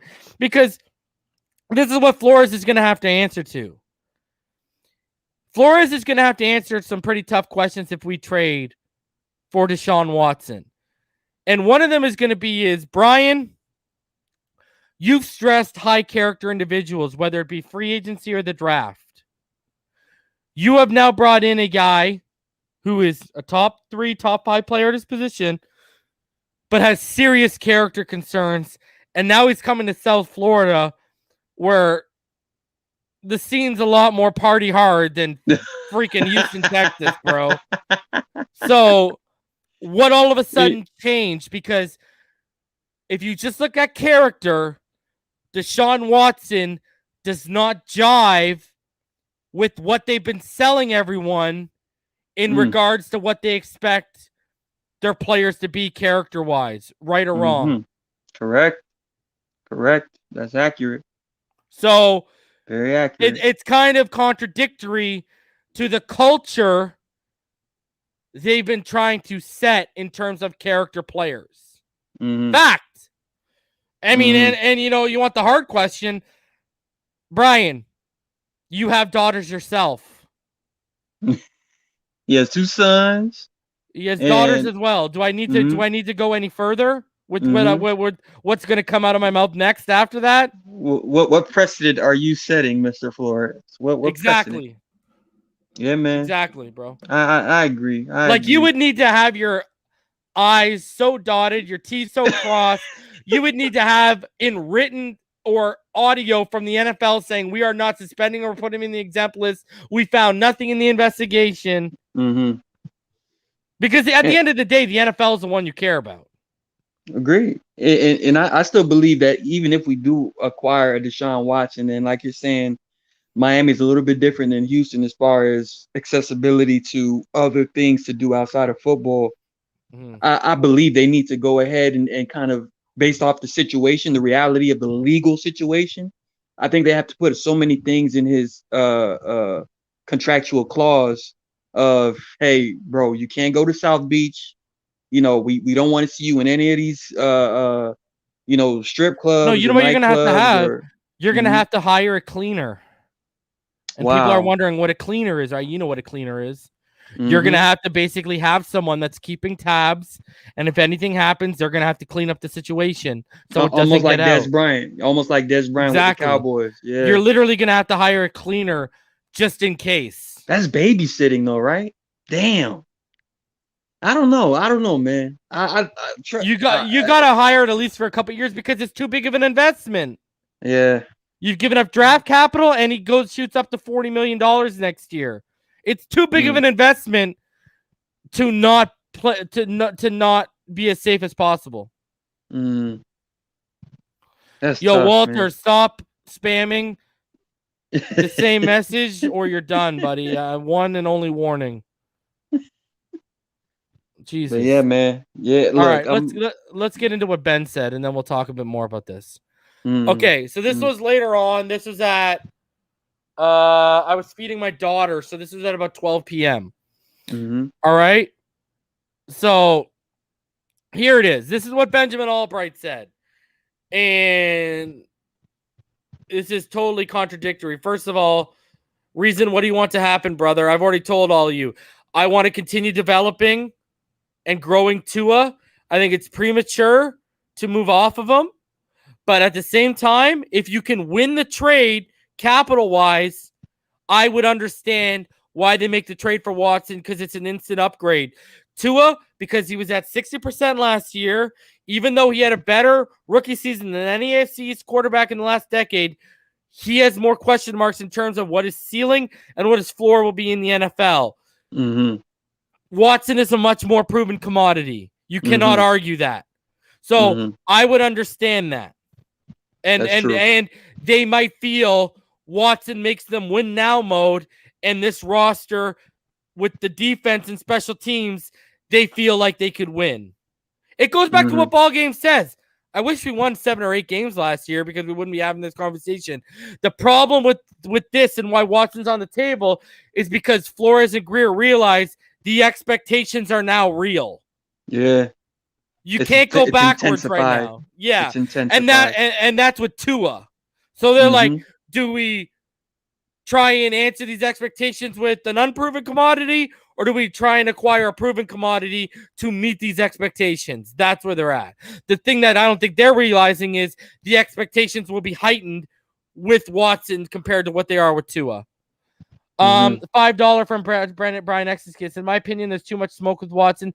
His allegations is a brush fire that won't go out. Hey, man, you're not going to get an argument from me, bro. It would okay, here we go. So let's get into what Benjamin Allbright said, because Benjamin Allbright goes into deeper detail and totally contradicts what Jeff Darlington said. And you all saw what Benjamin Allbright said earlier, so he's been consistent with this stuff. Mm-hmm. All right, let's rock it. Also, Benjamin Allbright was asked where 3 players would end up today. This is before the Rodgers announcement. He was asked where Rodgers, Watson, and Xavier Howard would play. He said Rodgers will play in Green Bay. A couple hours later, the Green Bay stuff came out. He said Watson will be in Miami and Xavier Howard will be in Houston. All right, let's go. And I don't get why Houston's in on Xavier Howard because they're not in win now mode and you got to pay them all this money. But hey, unless they're turning around, they're going to turn around and flip them for more capital. All right. I was just thinking that. Yeah. So, okay, this is what happened on the Logan and Lewis show. Let's get into this. Mm-hmm. Texans training camp has started. You can hear that, right? Watson showed up. Yes. He's not going to be fined $50,000 a day. You're starting to hear rumblings now from the media about, hey, he still wants to be traded, and maybe even some NFL teams are sort of bellying back up to the bar with interest with him. What's the latest on his status? Well, they haven't put him on the exempt list because thanks to the new CBA, you have to be able to prove something in order to put him on that. And the NFL can't prove it at this point. I've seen some shoddy reporting that the NFL concluded that, there was nothing that had occurred the way that it was framed. And that's not true. They just couldn't prove that any of these things occurred. And so they haven't put him on the exempt list. He did show up. We knew he was going to show up because, obviously he's not taking those $50,000 fines, especially this season where he's only making $10 million. That really, hurt him financially. So at this point in time, there are teams that have inquired. Both Carolina and Philadelphia have reached back out to see, what the cost would be. But I'm told from his side of the house, Miami's the destination. I'm told that Deshaun Watson wants Miami, and that's the only one he's willing to waive the trade clause for. He wants to reunite with his buddy Will Fuller, and that's what he wants. The compensation for him, the Texans are asking 3 firsts, 2 seconds, and 2 players. Is something I've reported here months ago. It's the same compensation they're asking for. I don't know if they're going to get that, but that's what they're asking. So let me ask you this. In terms of Miami being a possible destination for Deshaun Watson, from the people you talk to down there, what in the world has happened in the offseason and even in his rookie season that Miami seemingly has soured to that point on Tua Tagovailoa? Well, Tua was always an ownership pick. The coaching staff there wasn't the biggest fans. They were afraid. They watched his tape and they said he's afraid to pull the trigger on the deep ball. He just, it's kind of an Alex Smith situation where he'll dink and dunk you. And they felt like he had been buoyed by the talent around him there at Alabama. You go back and you watch, we got to see it up close. Ryan Fitzpatrick clearly played better, right, and clearly was willing to push the ball down the field where Tua wasn't. And Tua he was confused by some of the coverages. I mean, he had a bad game. He got benched against the Broncos. He had a bad game, and he got benched several times last year. And that coaching staff is just not sold that that's the guy. That's not the guy they want to bet their job on. So Okay, so a lot to unfold there, unpack, okay? Mm-hmm. First of all, I don't know what tape Brian Flores in the scouting department were watching because Saban actually had to tell Tua to rear back on the bombs, so I don't know what they were watching. I mean, he had the best deep ball in college at the time. That was like almost undisputable. Mm-hmm. So I don't know what they were watching, but some key things he said. Tua was an ownership pick. The coaching staff doesn't basically want to hinge their success and their careers on Tua right now. Mm-hmm. And Watson really only wants to come here. And I mean, he wants to be with his buddy, Will Fuller. But the key thing that not people are going to realize and take from that, Benjamin Allbright only mentioned 2 teams that have actually reached back out to the Houston Texans, and that's Carolina and Philly. He did not include Miami in that. Mm-hmm. Mm-hmm. Shout out to Rock Hawkins, $5 said they signed Antonio Callaway last year. He had character concerns. Yeah, but not like, he didn't have 24 women coming out and Callaway is just a pothead. That's Callaway's situation. But yeah. It wasn't this severe, bro. Yeah, man. So what are your thoughts from that? Because he dropped a lot of bombs in that, bro. Yes. Well, definitely. It kind of backs up what I've been telling everyone, that the coaching staff and Flores is not sold on him, bro. That's literally backing up what I've been saying, dude. That kind of hurts my chest a little bit, hurts my heart, because I think one of the biggest things Tua kind of revels in as far as motivation to play is when the coach believes in him. You know, he even coming into the national championship off the bench, his true freshman year, Saban believed that Tua can get them back into a game where they were down by double digits. True freshman. There's something. Larry, Benjamin Allbright is my friend and colleague. He is far from a schmuck. He has one of the most pristine and polished track records as an insider. Okay, so, yo, don't speak on him like that, bro. I've had him on the show here. He's a friend of the show. He's a friend of mine. The guy has a damn fine track record. He does not bullshit people. He literally called Aaron Rodgers in Green Bay working it out before it happened, like hours before it happened. Okay, Ian Rappaport and Adam Schefter have credited Benjamin Allbright for stories he's broke before anyone. So he's far from a schmuck. Anyways, continue, Martin. Yeah, I think what he might be talking about is when Allbright was discussing his lack of deep ball, it might have been stemming from this past season in Alabama. He probably got it mixed up potentially. Hold on a sec. Larry, he's not stating Tua don't throw deep. He's telling you what he's heard. That's not his opinion. He's telling you what's being reiterated to him from the coaching staff. And the reason why they're using that, it's not hard to see, is because of last year. And what they probably mean by that is he's not throwing into tight coverage deep at Alabama. That's probably what they're talking about. Anyways, continue, Martin. Sorry. Yeah, no, it's all good. But I'm still convinced that all these reports about Deshaun Watson potentially coming to Miami and his heavy interest in Miami, I think call me crazy, bro. I think it's more so revolved around Miami being, just a place to be. I don't think it has anything to do with he's interested in taking the Dolphins to the Super Bowl or anything like that. I don't think that's the case.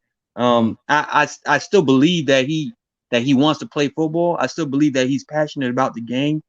But I don't know, man. I just don't see the same Deshaun Watson. That's why I'm so hesitant to try to, put sense to getting off of Tua, and for the coaches to have their reservations about Tua, saying that they don't want to, put their jobs on the line for this kid. I mean, come on, man. You've done your evaluation, you've done your process. Obviously, with the 2020 COVID situation, you couldn't get your hands on Tua, but you made the pick. I mean, I don't know. People will assume I'm a homer, for trying to make sense of, something like this. But I mean, we have to see through this situation, because I'm just saying, bro. The last thing we want to do is get off of Tua, and the kid becomes, Drew Brees, pretty much. Yeah. That's the only thing, bro. All right, Larry and everyone in the comments, I agree with you. Tua threw the deep ball, so I don't know what the coaching staff is watching. I don't know what the hell. All I can decipher from that is they probably didn't see a lot of tight window deep throws. That's probably what they were talking about. And then they saw it last year. Now, the reason why I believe he wasn't throwing the ball deep last year was because the condition his hip was at. I've talked about his drive step, and Martin knows what I'm talking about a whole hell of a lot. Okay? The kinetic energy coming from your drive step all the way to the torque of the top of your throwing motion. I've talked about this ad nauseum. That's why I believe he wasn't taking those deep shots, because he didn't trust where his body was at.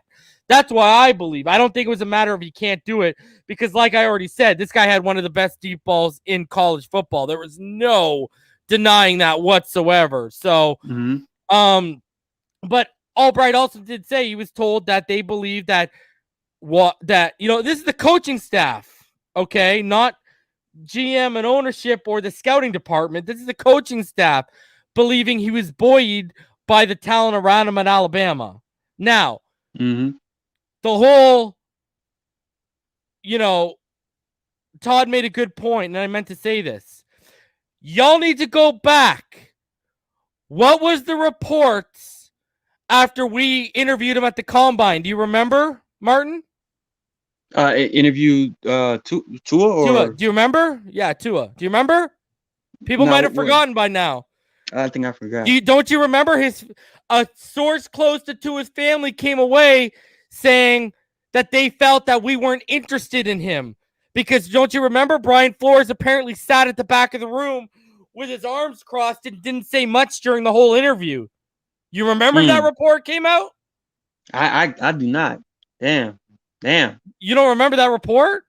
I don't remember the report. Nah. That's interesting, bro. That's interesting. Hold on, let me see if I can find it right now. Hold on. Man. Wow. Let me see if I can find it right now. So you can see exactly what I'm talking about. So we're split as far as head coach, GM, and owner. We're not on the same page. Well, I mean, shout out to the Dolphins, man. We tried. Let's. I know. I'm gonna bring up. Let's see if I can find it. Man. Either or, I still support any decision that the Miami Dolphins make. Everything is really about, how do you create the best team moving forward, and if the best team equals trading Deshaun Watson for whatever they need to trade for him, if they project our team will still be as good, if not better, or exactly where they want the team to be.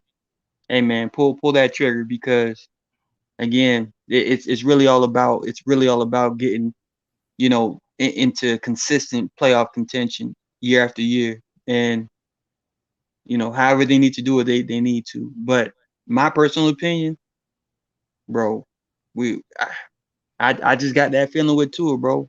Same feeling I had with Lamar Jackson coming into his second year in the league, bro. It's the same type of situation, but this time it's for our team specifically. So it's like, damn, I do not want to see that, bro. I really don't.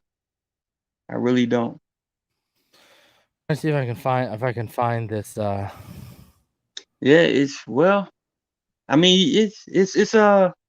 right, here we go. Mm-hmm. All right, let's see so I can show you guys. I think that I found it. Let me just make sure. I'm pretty sure I found it. And it's all about, remember, he felt he got the cold shoulder and stuff. Yeah. Okay, here we go. Okay, here we go. This might be it. I'm just sharing it without even reading it. Okay, Tua Tagovailoa's meeting with the Miami Dolphins during the NFL Combine this week left the young quarterback wondering whether the team is the right fit for him. After all the tank for Tua talk surrounding him and the Dolphins the past 13 months, Tagovailoa believed the Dolphins would have the same amount of excitement as him for their first official meeting together Wednesday. Yeah, here you go. Instead, Tagovailoa was surprised he received a bit of a cold shoulder. He left feeling uncertain about the Dolphins and their desire for him to be their next franchise quarterback, a source told the South Florida Sun-Sentinel on Friday.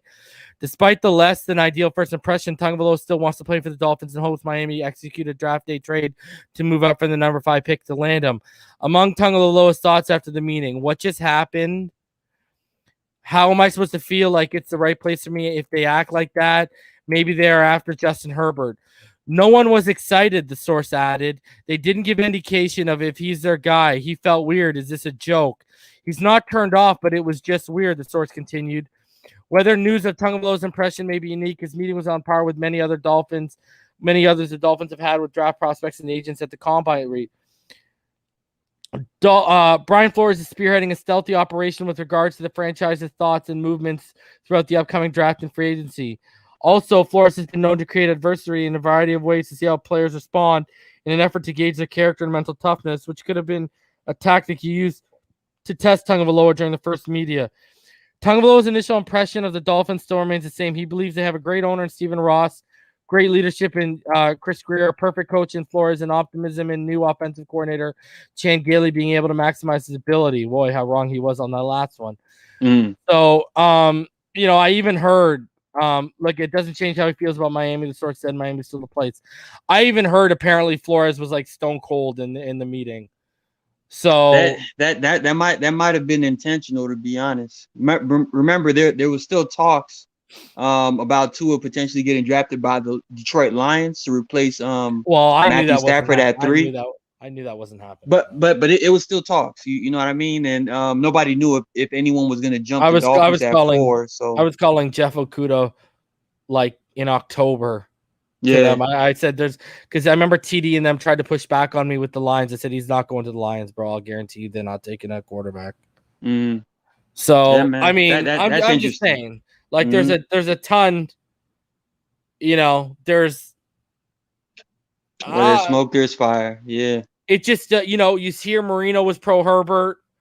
Everyone wants to shit on Jason Lockenfora, but I've already given evidence to show that his source with the Dolphins is obviously clear dead on. I've heard the same thing that he heard, that Flores was pro Herbert. I don't know, bro. I just think Tua's in the lab right now, bro. Like, he is. He has to be hearing all this, bro. I told you what the consequences of the lab have led to privately, bro. All right. So I'm not gonna say anymore. But hey, I know, dude. I know. If you're that in on a player, you don't do that, bro. I know. I agree. But again, it could also be, you know what? Honestly, do you think Brian Flores just wants a tougher guy at the quarterback position? No, you think that might be the case? I think he comes from where Tom Brady is the prototype in terms of size, and that's what he wants. I think the athleticism with Herbert is just a bonus. Go back to when Flores was part of their staff. That staff was in love with Josh Rosen. He was a pocket quarterback, arm, prototypical size.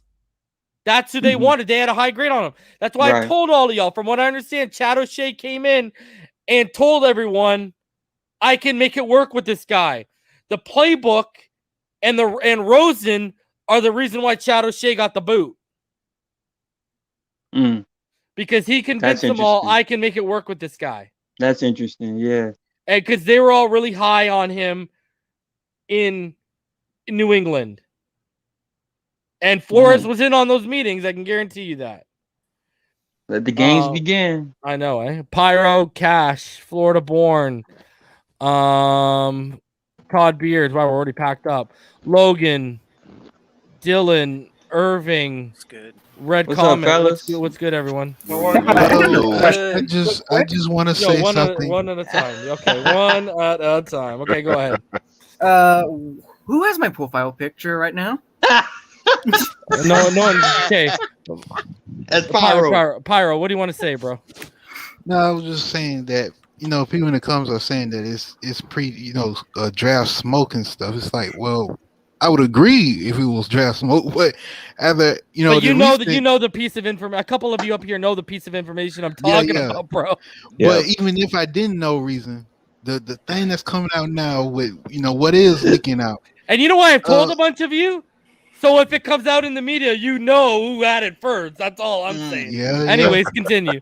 Go ahead. Pyro. But with even if without the info that you bestowed upon me, it's just that what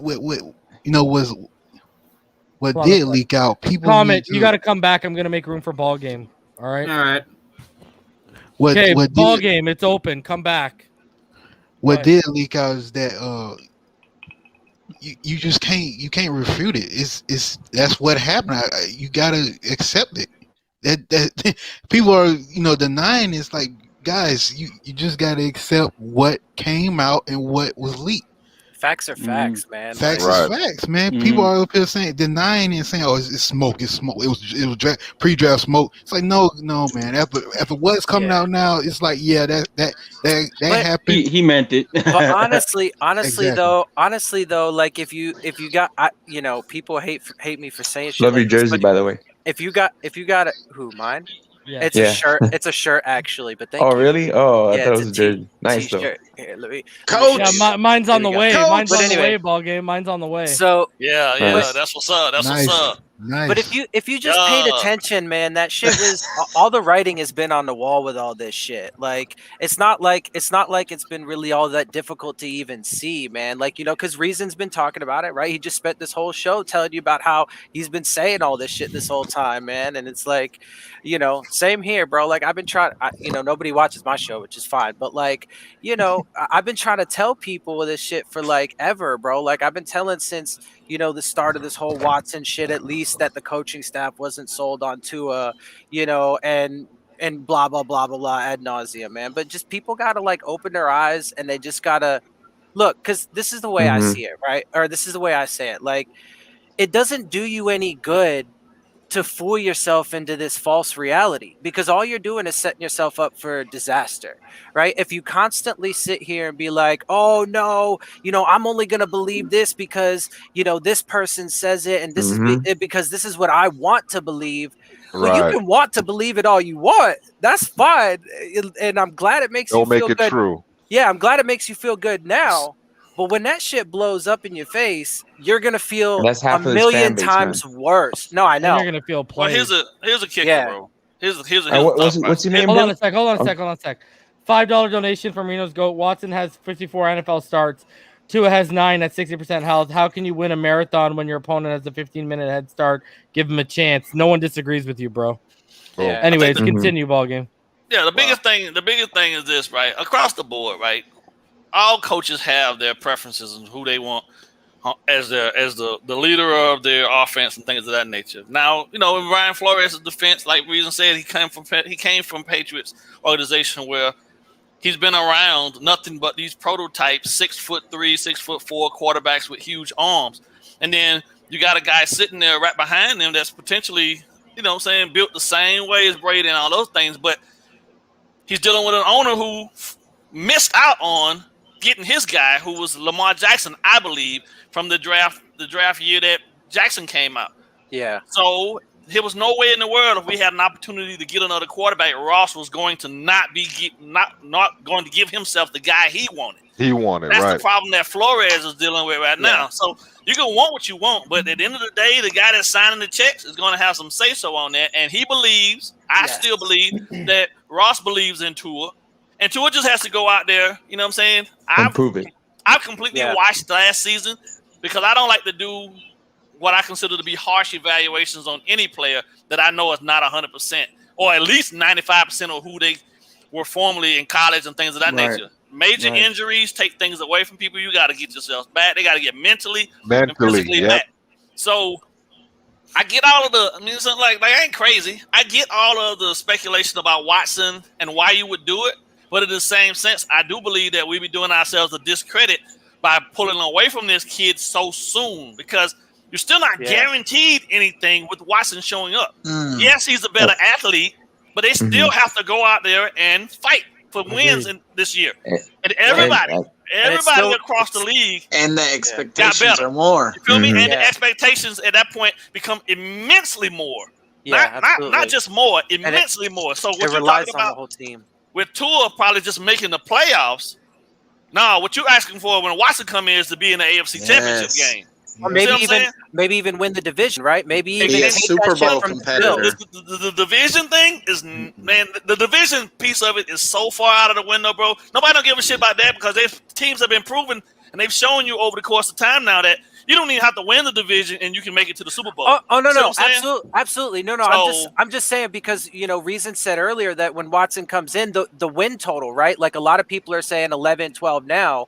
Well, with Watson here, not only do you expect to get to like maybe the AFC Championship game, but you're also along the way through the season going to expect probably 13, 14 wins, which actually might get a lot of people will though, right? A lot of people will have that expectation, and that actually could win you the division too. I think the season wins. I think the season wins stay roughly around 12, but it's what happens in the playoffs that's going to matter the most because unfortunately Tua doesn't have that experience, but Watson has some, and you hope that whatever challenges they go through the season, that's my concern right there, bro. But across the board, you know what I'm saying? We're talking talent between the two guys, you know what I mean? If you got to take Watson in one hand over Tua in the other, you're definitely going to go with Watson. But there's so much other stuff that factors into this, and I just think I'm sorry, and I'm gonna hush after this, but I just think across this whole thing, man, to not see the kid, or at least give the kid the option to actually prove to you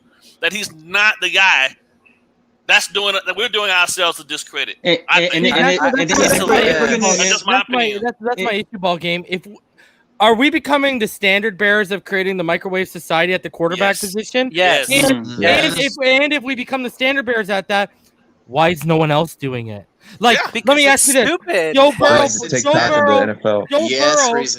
Burrow put up same identical numbers, threw the ball 104 more times, tore every letter in the alphabet in his knee, and they're not willing to go off of him. Buddy, everyone wants to rip on the Jets. At least they gave Sam Darnold 3 years before. How about Daniel Jones?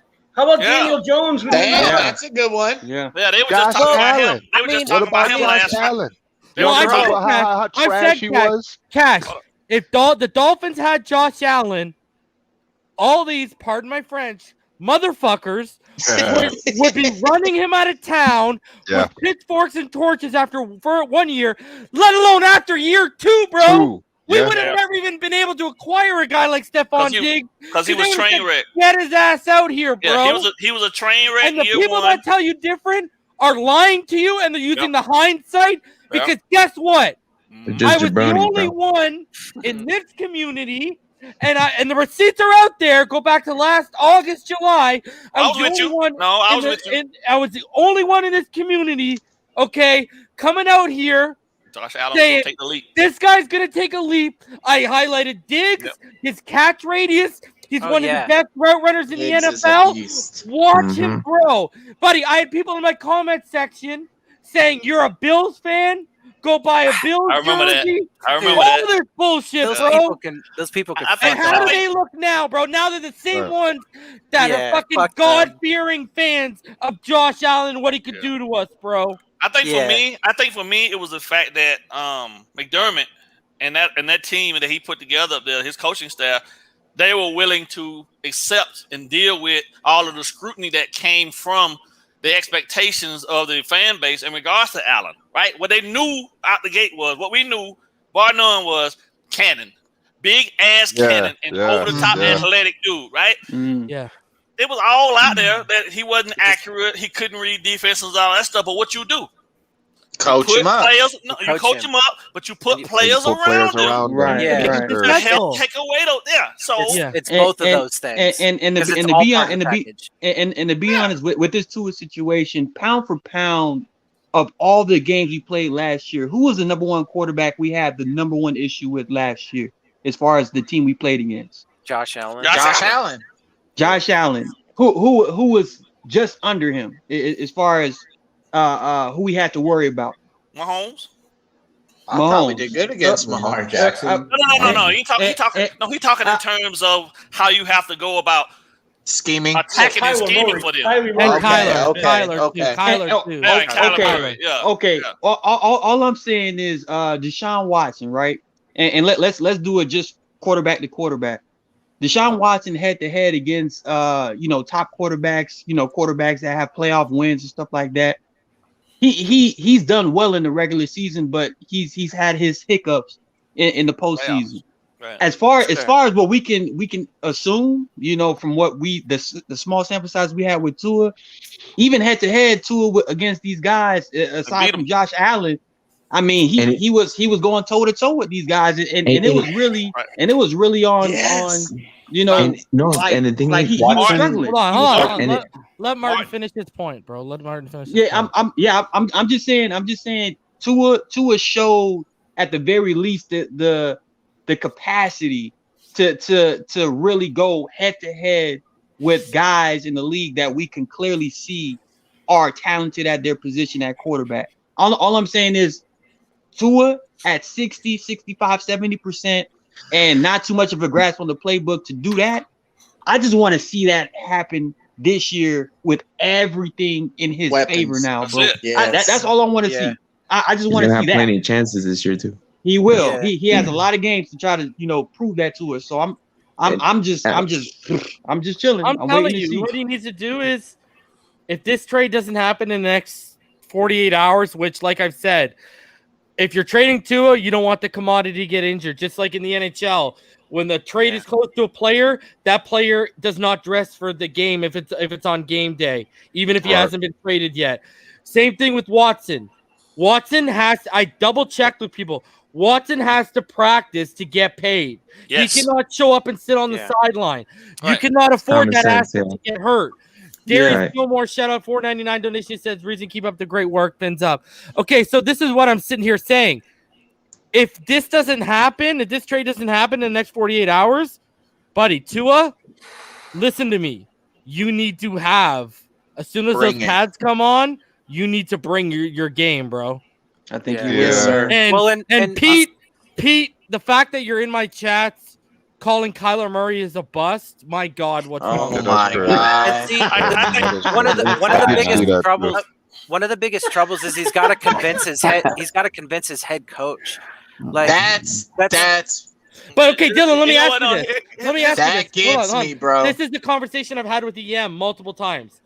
If he really wanted Pro Herbert and everything I've told you guys, the private information involved, ball games heard it too.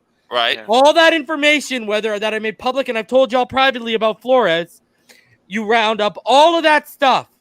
The question you got to ask yourself is, what level does this kid have to play at to convince Flores otherwise? Like, is it almost damn near unattainable? Double what he did last year. I don't think it's... Who going first? No, I was just saying, and here's my thing. Reason, you know what bothers me about Brian Flores, bro, is that he's seen this kid lift his, basically elevate his level of play when he goes up against top tier quarterbacks like Kyler Murray. Like, but he apparently doesn't believe in him even from his college days, right? Like, I mean, that's some of the reports. Listen.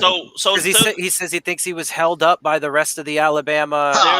Listen, there's going to be. I mean, apparently Flores' belief, right? Listen, there's going to be questions anyway, just because of the fact that when he had to go and unfortunately pull him out of those instances, that moves their relationship a step back in terms of his trust level with them. What Tua has to do more than anything else at this point right now is go out and prove to Brian Flores that he won't be the issue.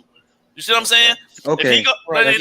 Which he shouldn't be. He's not. Hold on. Let me explain to you what I'm saying though. In terms of if there's failure on the offensive line to pick up blocks and pick up stunts and things of that nature, that's not Tua's fault. Yeah. If the wide receivers are out there running half-ass routes and not making catches that the ball is clearly there on time, that's not his fault. What he can't do is have his own mind and brain farts. He can't be the reason that we don't win. Well, you feel me? The reason he can't why lose it. Basically, ball game saying he can't lose us games. Right. Yeah. Exactly. Well, Watson hasn't beaten anybody. Like, he hasn't beaten Mahomes, and he hasn't gone deep in the playoffs. No, and that's why he won a weak division twice, right? In a weak division. Point yesterday. Why are they so infatuated with Watson? Like, I understand. One at a time. I understand, like, his physical traits and stuff, and his numbers and stuff. But, I mean, he hasn't shined in big moments. Right. That was my point yesterday. Okay, hold on. Todd, you go. Todd, now you go. That was my point yesterday. Anybody who watches football understands the success Watson's had. And it's not, criticism of him as not being a top 5, bona fide elite quarterback is not diminishing the fact that he's a very successful quarterback. And, but what I'm saying about it is Tua, Tua is by far the most efficient college quarterback ever. And what I mean by efficient is, again, even last year, he wasn't prolific, but all of a sudden, at the end of the day, you look and we're winning games by 8 or 9 points. His losses were to Buffalo and Kansas City, and he's winning games. And yes, he did not look impressive, and the fantasy numbers weren't there, but it's the polar opposite of Watson. Watson had MVP numbers. But again, I kept stressing yesterday, 4-12 is not 8-8. 4-12, I don't care how impressive you were statistically as a quarterback to only win 4 games and 2 of them being against the Jaguars. You have to dissect his season a little bit and say, you know what, the numbers may be very impressive, but elite bona fide quarterbacks don't win 4 games. And I get what you're saying, Ty. I get what you're saying. Like you're basically saying if Tom Brady or if Drew Brees or if Aaron Rodgers or if those type of quarterbacks had the same situation Deshaun Watson had, they'll elevate their teams to those narrow margin of victories. They'll get those teams over the edge.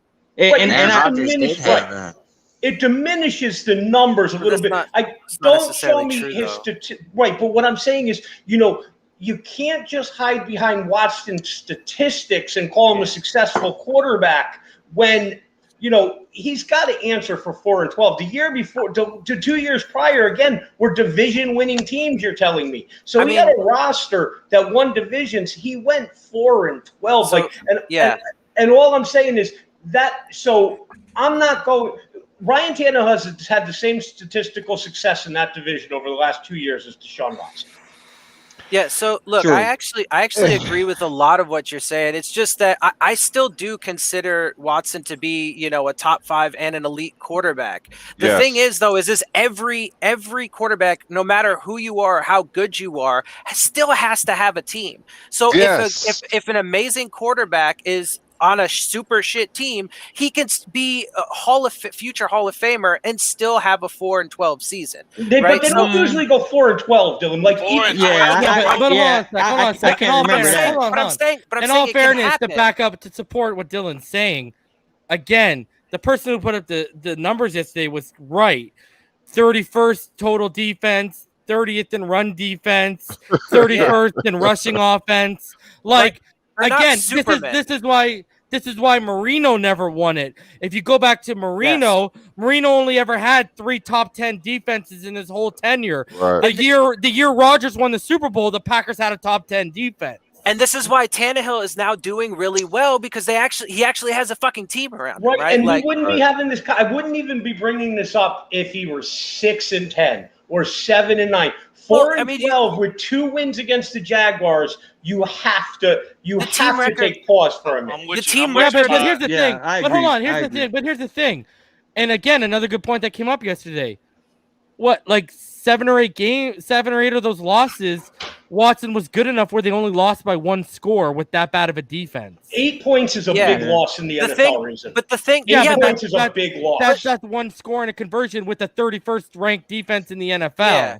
And the ball can bounce in any way on any given Sunday. The thing I say to people about is look, that's true. The thing I say about that in the Watson situation from that perspective is, look, he had a statistically amazing season. He is an elite quarterback. He's top 5. But that shows you, and it proves that even an elite quarterback can't do it all. And if your team crumbles around you, and if the ball happens to not bounce your way on, those Sundays, then you're going to lose some close score games. And the quarterback did his job. Yeah, the quarterback did his job. He did his job. He proved he did the elite job that he says he is, that everybody believes he is. But the team around him wasn't, it obviously offset that to the point where they only won 4 games. Well, look at our last game of the season. And also, hold on. One more thing. Look at the last game of the season. Okay. We were up 3-0 after the first, 28-3. We were down by the second quarter. If you go back to my stream, I was excited because I knew Matt Barkley was coming in. Tua didn't even have a chance to bring us back because then Matt Barkley put up 28 points. Like the defense. That's so sad. So hold on. What was it? 3 of Tua's 5 interceptions came in that game alone, correct? Right. Yeah. And that was because they just said, "Yo, kid, it doesn't matter. Be aggressive. Sling it. Let it rip, bro."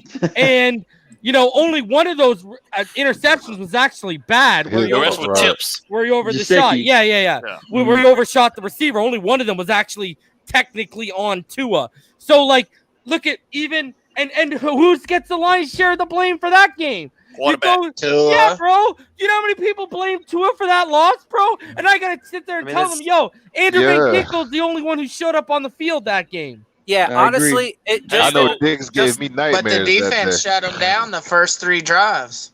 Marino's goat. Where you at? Until they ran them crossing routes. Well, look, It was a 0 running game There too. you go, big homie. I just have to say one love thing, it. and I because I don't do this and I hate doing it, but I've watched, especially American Patriot, do it for 2 days. The one thing I don't do is diminish anybody's opinion as football knowledge, and I'm not here to drop a resume or anything like that. But reason you know a little bit of who I know, but as I will continue to read, I know nothing about football. Does playing 2 years of Division I football, doing a GA year at a Division I college, and being childhood best friends with a guy who's been an NFL assistant head coach for 20 years, could that maybe qualify me knowing a little bit about football or no? Yes, sir. Yes, I would sir. say so. Yes, sir. I would say Yes, so. sir. So please, let's just, we could disagree, but let's not do that. And I'm not into, the reason I don't even say anything like that, I respect everybody's opinion. I'm not going to diminish anybody's football knowledge. I'm not here to drop a resume. I don't want to get into anything about me. This is about the Dolphins. But I'm just so tired of reading that in the comment because somebody doesn't agree with what I'm saying. I hear you, Ty. I hear you. Don't read the comments, man. And again, there's also a small situation where we also gravitate to, we have to diminish one player to elevate another player. That happens far too often. But I will agree with Todd. When you have a quarterback of Deshaun Watson's caliber going 4-12, especially with 2 wins against the number 1 overall selecting team in the following draft, it just I don't know. It leaves a bad taste. It's part of the context, man. Like, that's what people have to understand. You have to have all of the context. So you can't just talk about his numbers and not talk about that, right? It has to be part of the overall context. And you don't necessarily have to just harp on it or whatever, as long as people are capable of keeping all of the context in their head at one time, right? Uh-huh. But it's that's one of my biggest issues with people is they're constantly, if they're not picking and choosing things that they want to fit their narrative, they're constantly leaving out very important context, and it drives me crazy. But one thing I was going to say is consistently I've been saying, though, that last year, because of how crazy it is, it's damn near impossible to properly evaluate like any team or player for that matter, because of how crazy the situation was like overall last year. Good point, bro. And so, and also too, back to a point I was going to make about the Bills game. And if you look at the evaluation of the season and the team and his performance overall, it is true that he had a lot of good plays and flashes, but it is also true that the defense played a lot, defense and special teams played a large portion in those wins. Same thing goes for the Bills game. The fucking defense got shit on all day.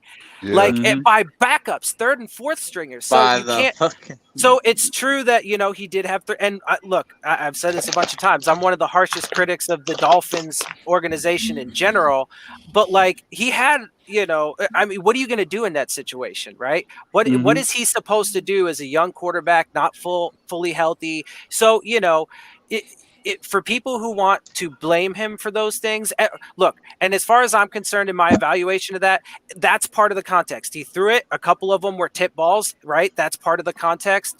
But you have to add in, man, what is he supposed to do when he gets down 30 points, 40 points? What is he supposed to do? I say he gave us everything. I say he gave us everything. I'm okay with it because he gave us everything he physically had. Yeah, his ability to do last year, which is why I continue to say I'm not harshly evaluating Tua until this season. Once Right. he come out and he's my starter, then I'll start. Then I'll pull out my notebook. Then I'll start going through and I'll checking it off. That's only fair, I believe, because hell, I know without a shadow of a doubt, bro. Like I remember when I had my ACL. You know what I'm saying? When I tore my ACL, I'm trying to go back and try to get back to playing a little ball. You know what I mean? Like I can't imagine. That takes a year and a half. Like. That takes a year and a half. Yeah. They say it takes a year and a half to get normal from an ACL. This guy had a broken hip and a posterior wall fracture, bro. An accident that you usually get in a car crash. Right. Yeah. You know what's going to piss me off? When Burrow comes out here and shits the bed, they're going to say, oh, it's because of the injury. They will. But yeah, they'll come to his defense. With Tua, oh, that's an excuse. That is the most infuriating thing. Oh, Florida born. We gonna keep the receipts now. We here. we keeping track. Anybody that got something crazy to say, part of the reason why I don't want to trade a little part of me of that doesn't want to trade for Deshaun is also because I want to see the look on these people's faces if Tua balls out, and I want to hear the excuses. Yeah. I want to be on this like Pete, don't think I don't see you. Already said Deshaun Watson up for the excuses if we don't make the playoffs, bro. He already did. He already did. He already said that. He said that. He said there's That's what I said. Don't think I don't see you. Already said the expectations obviously go through the roof. Yes, obviously. I mean, to deny that is just insane. Ludicrous. There's definitely going to be some. Deshaun Watson coming to the AFC East means we're supposed to win the AFC East and we're supposed to be at least in the divisional round. That's what it is. That's what I'm saying, right? It elevates the expectation, adds a few more wins onto your season total, makes it, to the point where you should be able to win your division. You hosting a home game in the playoffs. Yeah. Right. Those are the expectations. Not traveling, but not traveling, but you hosting the game. And look, I agree. And that might give Watson the edge to finally win one, right? Like, but I agree that they should stick with Tua. I wouldn't do the trade for a number of reasons, but I've thought about it a lot. And with everything going on, I would not like it, but I could see a potential situation. I'd like to hear some thoughts. I could see a potential situation. It makes a lot of sense for a lot of reasons. If they did a situation where it'd be something along the lines of X to maybe even Christian Wilkins and some draft capital in a Watson trade. We ain't getting there. That'd be so much, man. I would hate that so much, but I could see it happening for a number of reasons. This is my question. Do we really think that Watson is going to say, oh, I only want to go to Miami? Are we really going to sit here and say that that's what he's going to say? He wants out of Houston bad. Maybe not, but I think he might say that even if he does give him a list, he could still say that's my number one destination, and that would still elevate the probability that it becomes the Miami Dolphins. The problem with because I deal with no trade clauses all the time in the NHL. The problem with them, if you submit a list, they get you to sign off on the list. So on the list of teams you get, when you sign off on it, they can make a trade legally binding with anyone on that list. On the list, I get you. But I mean, I say it. The NBA does the same thing. Some of the reasons why I say it would make sense is because you mentioned the connections that they have in like the front offices, and they've obviously done a lot of trades recently. But you would then be getting. Both teams would be getting rid of, disgruntled players and obviously also large contracts. So there'd be somewhat of a swap there. But if you would be getting rid of X, in that trade scenario, Tua, maybe even Christian Wilkins, because he was originally talked about as part of that potential trade scenario. You clear up the books to be able to sign Watson, right? So I would hate it. I would hate it. Okay, I want to show you why would we give up Wilkins when most players in that position are primed to come in? I'm pissed off. Because they have Adam Butler. 3 and years, Raekwon man. Davis. This will be his third season. I agree. He's not even supposed to peak until this season. I agree. Look, like I said, I would hate it. I would hate it because that would crush their 2019 draft class. You'd be getting rid of the quarterback you drafted in 2020. It would, and then future draft capital. I think it would be super foolish. I just think that it's actually a reasonable probability. But that's why I keep saying, are we that desperate? Man, absolutely. They're considering making this trade. It is desperation. It reeks of desperation to me. I've been around this team. I've been around this team since '77, bro. I've been around this team. I've been following this team since 1977. This is desperation at its finest. The first game I remember is the Steeler playoff game, divisional round, and I believe it was 78 or 79. That's the first game I remember as a kid. Wow. Yeah, they are absolutely desperate. Stephen Ross is desperate as the owner to get some kind of success going now and consistently. And it's short, whatever's left. And Flores is too, because he knows that he has to win now in this third season with the expectations being so high, and he's not sold on Tua. So, but you guys do realize to really make some noise. We got 3 years. That's it. But you guys do realize what happens. Like let's take real life scenarios for example, right? Someone possesses certain types of energy, right? You know what desperate energy looks like. You know what a motivated energy looks like. You know what calm energy looks like.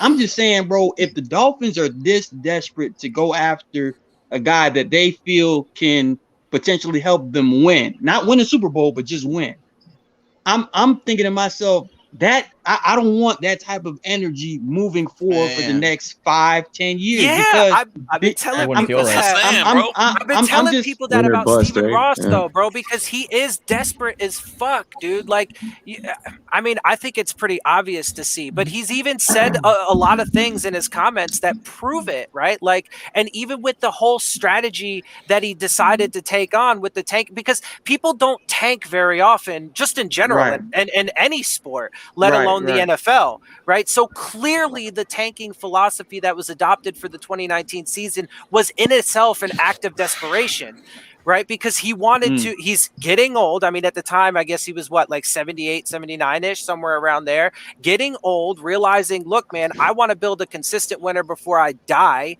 And so he's like, I'm going to just hit this full reset button, bring in Brian Flores, get Chris Greer to head the job. We're going to tank the 2019 season, go get that quarterback. But that's why now in year 3, with the level of expectation, and that's why he signed off on it to begin with, right? They're going to have to make it work with Tua, though, man, because I think Tua they is should his guy, do that. bro. Tua is his guy. They should.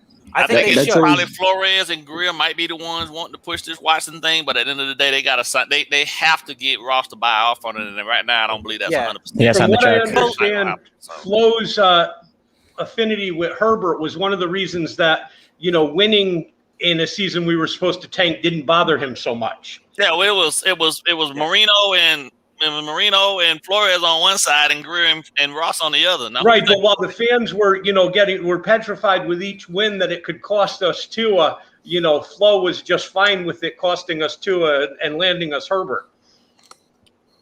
Well, okay, but I think either way that the way the quarterbacks fail, right? Like we had our choice of picking either one anyway. You feel me? Right. So it was.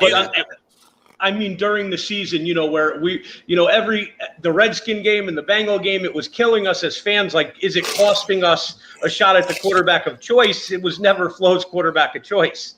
Yeah. That seems to be obvious at this. Yeah, well, is he gonna just go with probably? We'll see. He should, or at least let us know. Yeah. More, that's the thing, right? Like, so I agree with those. Like, those are the things that should happen. Flo should not be petty about it, right? They should stick with Tua. The question is, what will they do? What's going? And I think obviously they're gonna do what Ross tell them to do. I think your boy Stephen Ross that year. At the end of the day, at the end of the day, that's right. It comes down to Stephen Ross, but in the Watson situation specifically, the linchpin is obviously the legal situation.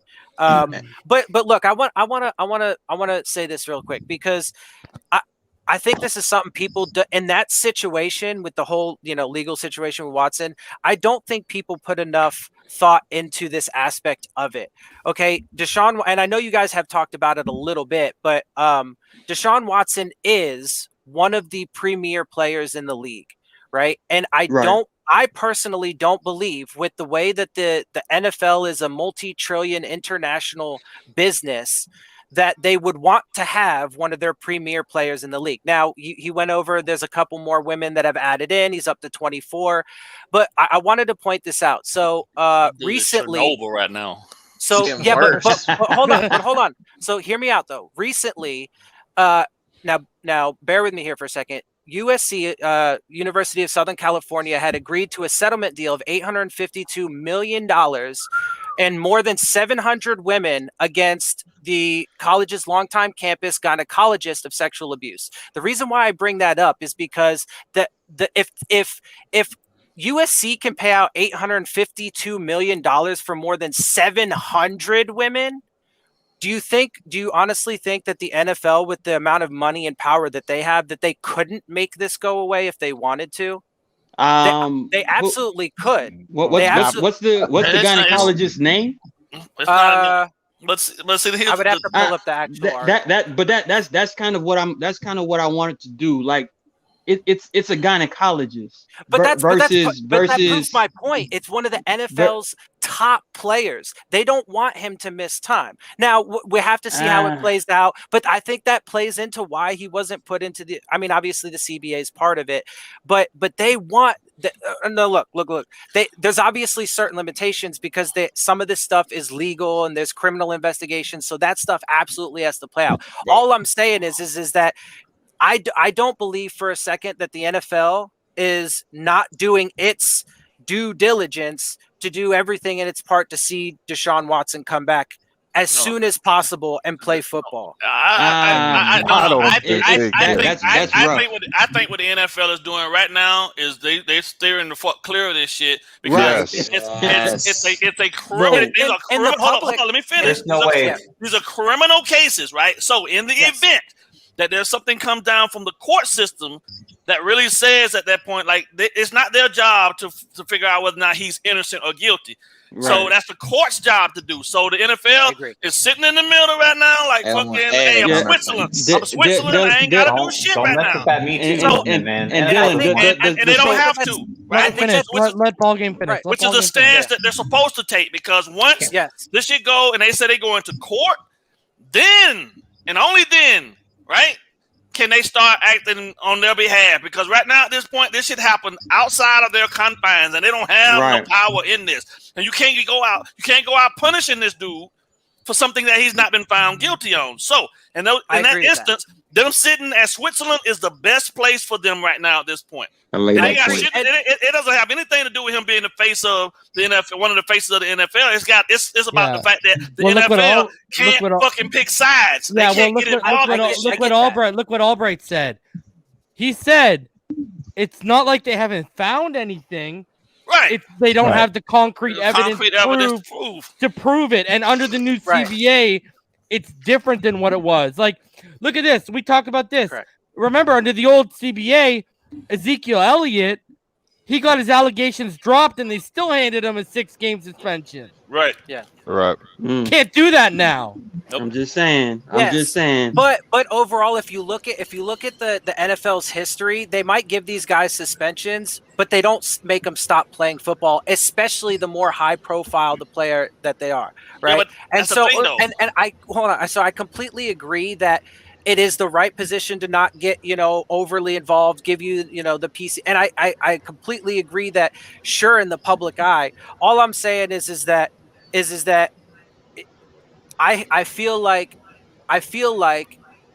if the NFL, with all of their power and all of their money in particular, right? Because the thing about that situation is they've talked about the number, the settlement, right? The number had been agreed upon. It's just the putting the evidence out there. So I feel pretty confident that if they could get it settled ideally before the season, but really before it even goes to court.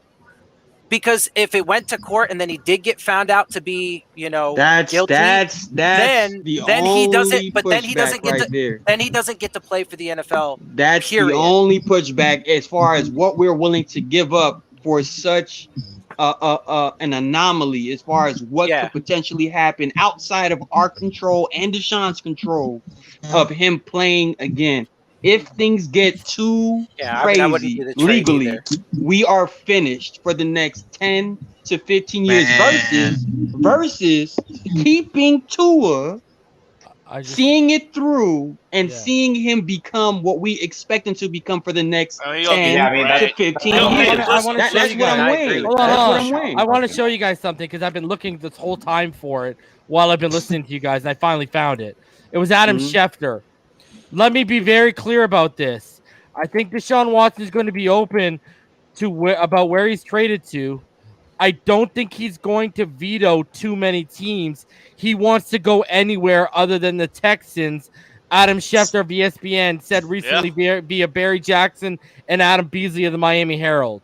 And I remember this report on Twitter coming out from his camp, and it was when Watson was still out of the country, so clearly it was coming from his agent. Yeah, he just wanted out. That was my point yesterday. Yeah, that's what I think. Yeah, that was my point yesterday. You know, you can't, as much as we like the idea of the no trade clause because we feel like Miami's the destination and it'll get him here. The bottom line is he doesn't have the leverage that you think, even with that no trade clause, because these allegations are sitting out in front of him, and he might only have one shot to get out of Houston. Right. You know, and this is his shot. If he were to limit that, but and then I also think as far as the punishment, you have a situation where I think teams are at different ends of what they're looking for here. You have Houston would love to know. Houston would like the NFL to hold off any punishment they may have because it doesn't. They don't want to devalue Deshaun trade's value. They're saying, listen, let us try to make a trade, and then whomever trades for him has to deal with the punishment. Where other teams would like to know in advance, what are we dealing with before we decide what compensation we want to give up. But that conversation's going on beforehand, and I think the NFL. Well, and you know what? Another thing, Todd. I mean, it's a mess. If you want out of Houston, a mess at this point. If you want out of Houston, the more teams you give them on your list, the more likely you're gone. Right. Because I keep going back to Nick Cassero. He cannot lose this trade or get fleeced. Because he might be out of a job in a year or two and never be given a GM. This is the major move for him. 100%. So he could sit tight and say, you know what? Well, you're just not going to play this year. We'll reevaluate it in 2020 when your legal issues are worked out and guys are more liable to pony up. And in that year, certain destinations like Miami with Tua might say, you know what? Tua had a great year. We're not interested. Right. Yeah. And guys, can I try to put things in a specific type of perspective real quick? Miami Dolphins since Dan Marino retired, right? I'm talking 2005. We have the second overall pick. We pass on Aaron Rodgers. 2006, we miss on Drew Brees in free agency. 2008, we whiff on the first overall pick with not whiff, but we got Jake Long, but we should have taken Matt Ryan, in my opinion. Like we've missed so many times at the quarterback position that now that we finally attain one, I don't know why we're reacting the way we're reacting to a rookie season. You didn't mention Brett Bielema when he had his interview, and he told them. He told them Russell Wilson. He told them if you let me take Russell Wilson in the second round, I can win you a championship. They said Russell's too small. Russell doesn't have a big enough arm, and Brett Bielema that same day pulled out of the running. And look at how it worked out. Yeah. Oh my goodness! I'm just saying and Jeff Ireland tried to tell to everyone since then. Oh, I really wanted Russell. But you know what I mean. But I just but I wanted him in the seventh round. Yeah, sure. This is a very Dolphins situation to be in, though. Like, yes, that's why I'm saying, can we just get out of our own way and allow this to happen? I mean, it's in the same fashion that we've never been here in a situation like this before. We have to treat it as such. So stop going back doing the same dumb ass shit that we previously did. I keep telling people, bro, though. Right. I keep telling you. So many of that guy. Look what's over there. Oh, let's get that. Yeah. Exactly, ball game. Stay the course, man. Stay the course. Exactly. Be a professional team for once. You know what I mean? So hold on a sec. So we're not going to talk about the 2005 draft where we took Ronnie Brown at number 2 while Aaron Rodgers drops to number 24. Yeah, 20 So he mentioned it. I mentioned it. That was one of the ones. We Marino'd ourselves. Yeah, sir. We Marino'd ourselves, bro. Exactly. Yeah, everybody just hangs Drew Brees on Saban. They never point out Aaron Rodgers either. Well, and also we passed up on drafting Drew Brees as well. We didn't just pass in up 2001. We passed got up on Jamar Fletcher. Twice. Yeah. And how'd that work out? Lamar Jackson. Some people, Jackson in 2018. Yes. Bro, some people in the Passed comments up on Randy Moss too. Some of the people in the comments don't even know who Jamar Fletcher is, bro. Yeah, wow. Cornerback, baby. Corner. Wow. Yeah, Randy Moss went by the wayside. But long story short, man, we have whiffed so many times at drafting the right quarterback, and now we have a guy before his hip injury. We were arguing, is this the best college football quarterback we've ever seen as far as how he elevated an already dominant program into a different stratosphere, bro?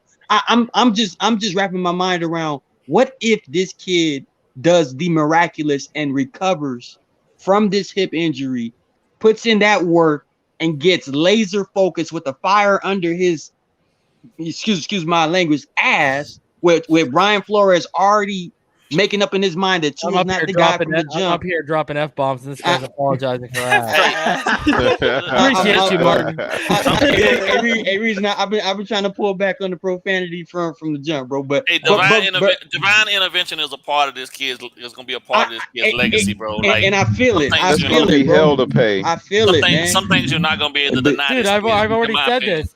It feels like destiny, right? Yeah. Like if he doesn't get injured, we don't get him. Then all these allegations. I think Irving's underwater right now. And then right? and then like on top of that, they're ready to make the trade. They're ready to make the trade, and these allegations hit for Deshaun Watson. It's like Can you imagine, bro? There's got to be something. Whenever you gotta have some controversy. Irving, keep yourself muted. There has to be some controversy. I mean, at the end of the day, you always know without a shadow of a doubt, anything worth having is going to require some level of struggle. So true. I look at all of this from a sense of the fact that Tua is a highly religious man, and the way he goes about carrying himself in society, right? There's going to always be scrutiny around him just because of the fact that the kid is not aligned in life to be an issue, right? So there's going to always be negative things looking to tear him down, right? And I think that's just going to be, that's a part of who he is as a person that's going to keep him strong and focused on his mission in life, on and off the football field. And to have a guy like that and to be as talented as he is and to have endured what he went through to get back to a place where he's arguably ready now to assume and continue and resume his NFL career, it's a miracle in itself because nobody really felt like he was going to actually be able to do it. You feel me? Like, I can't even tell y'all the amount of butterflies I had in my gut when he started against the Rams and he took that smack in the mouth from Brockers, bro. Like I was very first play. It legitimately. Welcome to the NFL. It legitimately had me over here with the bubble guts. I'm like, oh my god. You know what I'm saying? Bubble gun. Yeah, no, I mean, I'm just saying though. I was so nervous for him, but then he got right back up. He got right back up. Right back up, took the bull by the horn. This kid's gonna be all right. I'm okay with whatever he does from this point. I'm okay because I know he's not 100%.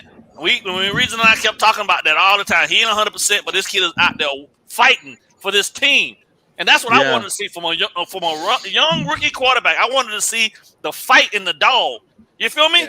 And there's plenty of fight in the dog. You know what I'm saying? Like, absolutely. I don't know another adage that actually matters more than it's not about the dog in the fight. It's the fight in the dog. Yeah. I mean, look, he's a great kid. I mean, that is undeniable. He works hard, and he's gone through a lot, and he's persevered. I've said it a bunch of times. I have faith in him, right? I'm not actually a religious person. I do consider myself spiritual, but like, I have faith in him. I have faith he's going to do what he's got to do, and he's going to be successful. I'm not sold on, the organizational approach as a whole and a lot of the things that are going on around him. I mean, that's just my big concerns, right? Yeah, you think he's going to be successful. Hey, Dylan, that's just unfair. But you think that the organization isn't going to give him a chance to be successful, is what you're saying. Sounds like the Dolphins. Yeah, I mean, whether Wow. I mean, look at how you slice this bread, right? I mean, whether it be because they trade for Deshaun Watson. I mean, Flores is obviously not completely in his corner, which is terrible for a quarterback, no matter how you slice it. When your head coach is not in your corner, right? God forbid if even if he balls out, but the offensive line sucks and the running game sucks, and if they trade X or if they don't trade X, but whatever, right? There are just so many things that are like up in the air. Up in the air, but also unnecessarily against him. And it's the organization's fault because of a lot of the decisions they've made along the way and the situations that they've put themselves in along the way because of those decisions. I agree, but I will say that's that. my But you know concern what? for him. I agree for his with that. success here. But I will say that even in spite of all that, they ended up constructing an offense that he will absolutely smash the NFL with this year. Caters to him. If his offensive line is even credible. We have to, and I agree that that's what they're trying to do. That's that's the game plan. But I mean, we still have to see it, right? We still have to see that offensive line gel together. They still gotta go out there and execute. So I gotta say, Todd, that's one of the things that, with all respect, that's one of the things where I get a little caught up with what you were saying is that to guarantee that Tua is going to have the success now or in the future, you just don't know for a lot of different reasons. So I think he will. I'm confident and have faith in the kid and think he will. But to guarantee it when nobody can predict the future, we do our best to make projections. But we just don't know. So there's always some chance. So I think with this offense, what you're going to with see everything is, in general, right? with this offense this year, they're going to get away from the 50-50 isolation stuff we were seeing last year. You're going to see more quick, rhythmic timing passes in the short to intermediate areas of the field instead of long developing routes with more RPO and play action involved. Yep. So you're going to see mesh concepts, spacing zone, pivot, spot concepts. Yep. You're going to see stuff that's going to manufacture space. Right. For his playmakers. He can get the ball out. And you know what? Yeah, you know what game. Yeah, and you know what they're going to try and do, ball game? They're going to say, you know what? I don't think this offensive line is going to give us 3 seconds.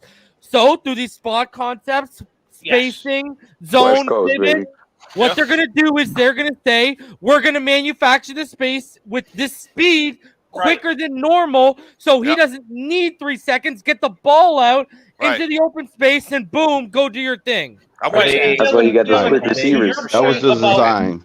Especially with Jaylen. Your point, Dylan, about the projection. I understand nobody can tell the future, but the way that people are willing to just project Deshaun Watson to be successful when he gets here. And everybody understands that Aaron Rodgers is just going to be an elite quarterback when he shows up this year. Now, I understand they're proven. I get that. And Aaron Rodgers has done it for 15 years. Deshaun has done it for, a handful. I understand that. But now all of a sudden, everybody acts like we don't know what Tua's skill set is when he's healthy. And that's where I have a disagreement or separation from the people who are just so willing to throw their hands up in the air and go, well, Todd, you can't guarantee he's going to be good because his skills are elite. Okay, but the difference, and the key difference is we just haven't seen it yet on the NFL level. No, we haven't, but that's where he hasn't been given the opportunity. But we have with Rodgers and Deshaun Watson, right? Right, yeah, but the point Todd's making is those guys have had offenses schemed to their strengths. We haven't had Tua. And that's fair. And that's Tua. This is the first year where we're actually going to see an offense schemed and tailored to his and healthy. And that's why I keep banging the table for Robert Foster to make the team. I'm the only one in the Dolphins world that said he will make it. Yeah, but we don't need. You're right. You're right about that. But we don't need. But here's the thing: we don't. Robert Foster isn't a necessity when you have Albert Wilson, who's a far better route runner, who's just as fast, and he's got the similar question marks with health. You've got Will Fuller and you've got Jaylen Waddle. You've already got the speed there that's necessary. They all have to answer that health question. But the health, they all have to answer to the health thing. Yeah, the difference between all them though and Robert Foster is go back to Robert Foster in Alabama. He hasn't been able to stay healthy since college. Yeah. Well, see, and that's what I'm saying. That's part of what I'm saying, right? So, like, Tua, I have faith in Tua, but for example, if the offensive line doesn't step up, and if the running game doesn't, and then if the wide receivers start getting hurt, well, then it could turn out, even if they scheme it up, right? Like, because if they scheme it up and they start losing wide receivers, well, then that kind of screws some things up, right? So, like, that's why I say he's a contingency plan. Yeah. He's not the main guy. That's why he's a backup. That's why I think they're going to carry 7 again in case that happens, and probably 1 or 2 on the practice squad, I would imagine. Yeah, Kirk Merritt. I think Kirk Merritt and Malcolm Perry will be your practice squad guys. Yeah, I mean, at least they need there's that going to depth. be a 16-player practice squad again this year, right? So. Those things would affect. I'm already penciling Devontae Parker as missing at least 8 games this season. So just mark that down. You heard it here first. So that's going to be the necessity for these 2 more receivers. It's not That's why we brought Isaiah. Way to go out on a limb, Crypto. I just also think that it's not unreasonable. Outside hardcore Dolphin fans, I don't know if anybody that has bought into this Tua's unsuccessful rookie campaign really understand how horrible our offensive weapons were last year. I mean, they really weren't even fringe NFL players at some point. I mean, he was trotting out an offense with continuity too, because don't forget, Fitzpatrick got 75% of the reps through training camp, 85% of the reps through the first, 8 weeks of the season. Tua comes along and he's having a prolific game against Arizona. He loses the wide receiver that he seems to have the best chemistry with in Preston Williams in that game. And then on top of it, he's losing running backs immediately. Imagine running an RPO offense with running backs. No running game. Layered. Yeah. In the NFL. Then he was, then all of a sudden he goes into Kansas City with a starting running back who wasn't even good enough to stay on the roster. Wide receivers. I mean, you look at the wide receivers he beat New England with. I mean, they weren't NFL players. And I don't think that all of a sudden now we're putting out elite players at the skill positions. I mean, we just got to hope just a whole different thing. Yeah, but I mean, at the end of the day, that's absolutely true. Baby. Yeah, I mean, that's absolutely true, especially towards the back half of the season. We were starting to lose running backs, wide receivers in particular. But, overall, if you look at the full context of the season, we actually were, generally speaking, one of the healthier teams throughout the season. So, we got to hope that, we definitely got to hope that the slew of, injury-prone wide receivers that we have stay healthy. Well, you just got to they just have to make sure that they pick the right combination to make the list, so that you have a comparable depth piece at each one of those spots, right? That as well. Yeah. Honestly, just go from there. And I think if you look at the names, I know how they should structure up: Preston behind Parker, Waddle and Wilson in the slot, and then whoever else they pick, Lynn Bolton or whoever. I mean, you got enough guys to rotate through those spots that I think they all have to learn all of the spots, and that's how you keep everything fresh. You know what I mean? You don't get a guy going out there getting, 55, 60 plays a game and wearing him down. You know what I mean? Yeah. Rotate. They got to manage. Yeah, they got to manage that properly. That's how you keep them fresh and keep them from. Yeah. Like, why would the Dolphins risk Watson trade with his situation not even dealt with? Because they could just give up everything for nothing. Well, that's just a matter of a PR. That's really what it comes down to. If you think about it, Logan, it doesn't make a lot of sense, right? With this whole situation looming over him, right? This dark cloud just sitting over Deshaun Watson, right? And you can look around on opposite sides or look off in the horizon, and you can see that the sun is shining somewhere else. Who the hell in their right mind gonna sit here waiting on this cloud to dissipate when you can go over there to the other? You know what I mean? Especially when you don't know what's gonna end. I don't think it's a possibility, bro. I don't. Yeah, I wouldn't bet my career on it, man. And I just feel like at this point I don't know if they're just doing this on purpose to get into his head, because he's hearing this stuff. It just doesn't make any sense to me, man. It doesn't make any sense. The one factor, I agree that it is illogical from almost all perspectives. The one factor to me that makes it make some sort of sense is the desperation aspect, right? Because desperation makes people do crazy things. Yeah, but if it went south and you gave up, I agree. I would not. There's no team devastating the franchise. I would not do it. I would not do it. I would not do it. I've been on the record saying that I would not do it. I'm saying I've seen this happen so many times in life with just people in general. Desperation makes people do crazy things. It would just be our luck. It would just be our luck. And I mean, it's a very Dolphins way of operating. They go and they give up all this capital and they go sign Deshaun Watson. No way. And then week 5, he blow out his left knee again. Yeah, and again, that will most likely happen. All because ball game, all because they didn't fix the offensive line properly. Yeah, there you go. That can relate to it. Not even the allegations against Watson up until this point. The problem that I have with it is what happens if, clearly, even if he's exonerated to the point that, again, unless you were in the closed room, you don't know what happened. And he could hide behind that, and he may even escape major punishment because of that. But the bottom line is the leash gets very short. And you have to question a man's judgment who's put himself in this position. And you say to yourself, let's say there is an indiscretion moving forward. The punishment is not 6 games. The punishment is much more severe moving forward if there's an indiscretion. If he gets exonerated or gets a pass on this one or even gets a slap in, you're looking at a year or more. But that's the thing though, is again back to the desperation. I mean, we've seen tons of desperate teams in the past take flyers on guys with troubling off the we've seen teams, take, dudes that are willing to beat their girlfriends. I think that's pretty severe. Not 24 of them. Well, multiple picks. Okay, hold on. And moving on It doesn't matter if it's 24 not. But I get that. You can't downplay the one girlfriend he had that he beat, right? But you only have to pay off one girlfriend. One girlfriend could not testify in that situation. Put a lid on 24 women. You know what I mean? That's the tough part. And I'm guaranteeing Watson is going to be a Texan until that stuff is settled. He ain't going nowhere. Nobody's even talking about the amazing job that the Houston Texans did of putting a lid on this. Bro, ball game. I was talking about the Dolphins needing to hire a cleaner when we get Watson. Right?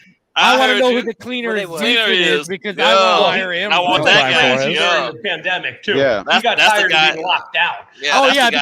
Because me and Ballgame have talked about it. It's clear that they're like, oh, you don't want to be here? Here, let us take something for your ass. It's all buddy. Yeah. They probably leaked the story. Yeah. So you don't want to be here anymore? Yeah, okay. 2 months ago, you were just sitting down at the table. You took my money. You shook my hand. We looked at me in my eyes, and you said you'd love to be a Houston Texans. You don't want to be here. Okay, got something for your ass. And that's another lack of, that also speaks to his lack of judgment because if you had these skeletons in the closet, to be so brazen about, I don't want to be here. Well, I'm telling y'all, this is an exact situation happening right here. Clearly now we know why he was so eager, and you saw that report that he would be willing to wouldn't veto his trade to many teams because he just wanted to get the hell out of Dodge, bro. He didn't want to be there anymore. They were not letting him get out of there unscathed, bro. There's no way. They spent all their resources keeping all that shit hush too. Keeping hush, right? Can you imagine? Hold on, just for a minute, flip it. Just for a minute, you imagine this, right? That you are the organization. And your high-priced quarterback that's going to carry you into the future, right, has these issues, and you've gone through the process of suppressing them, taking care of it, keeping him clean, keeping his image clean, all this type of stuff. Paying him what he wanted, and all you did was just made him one mistake.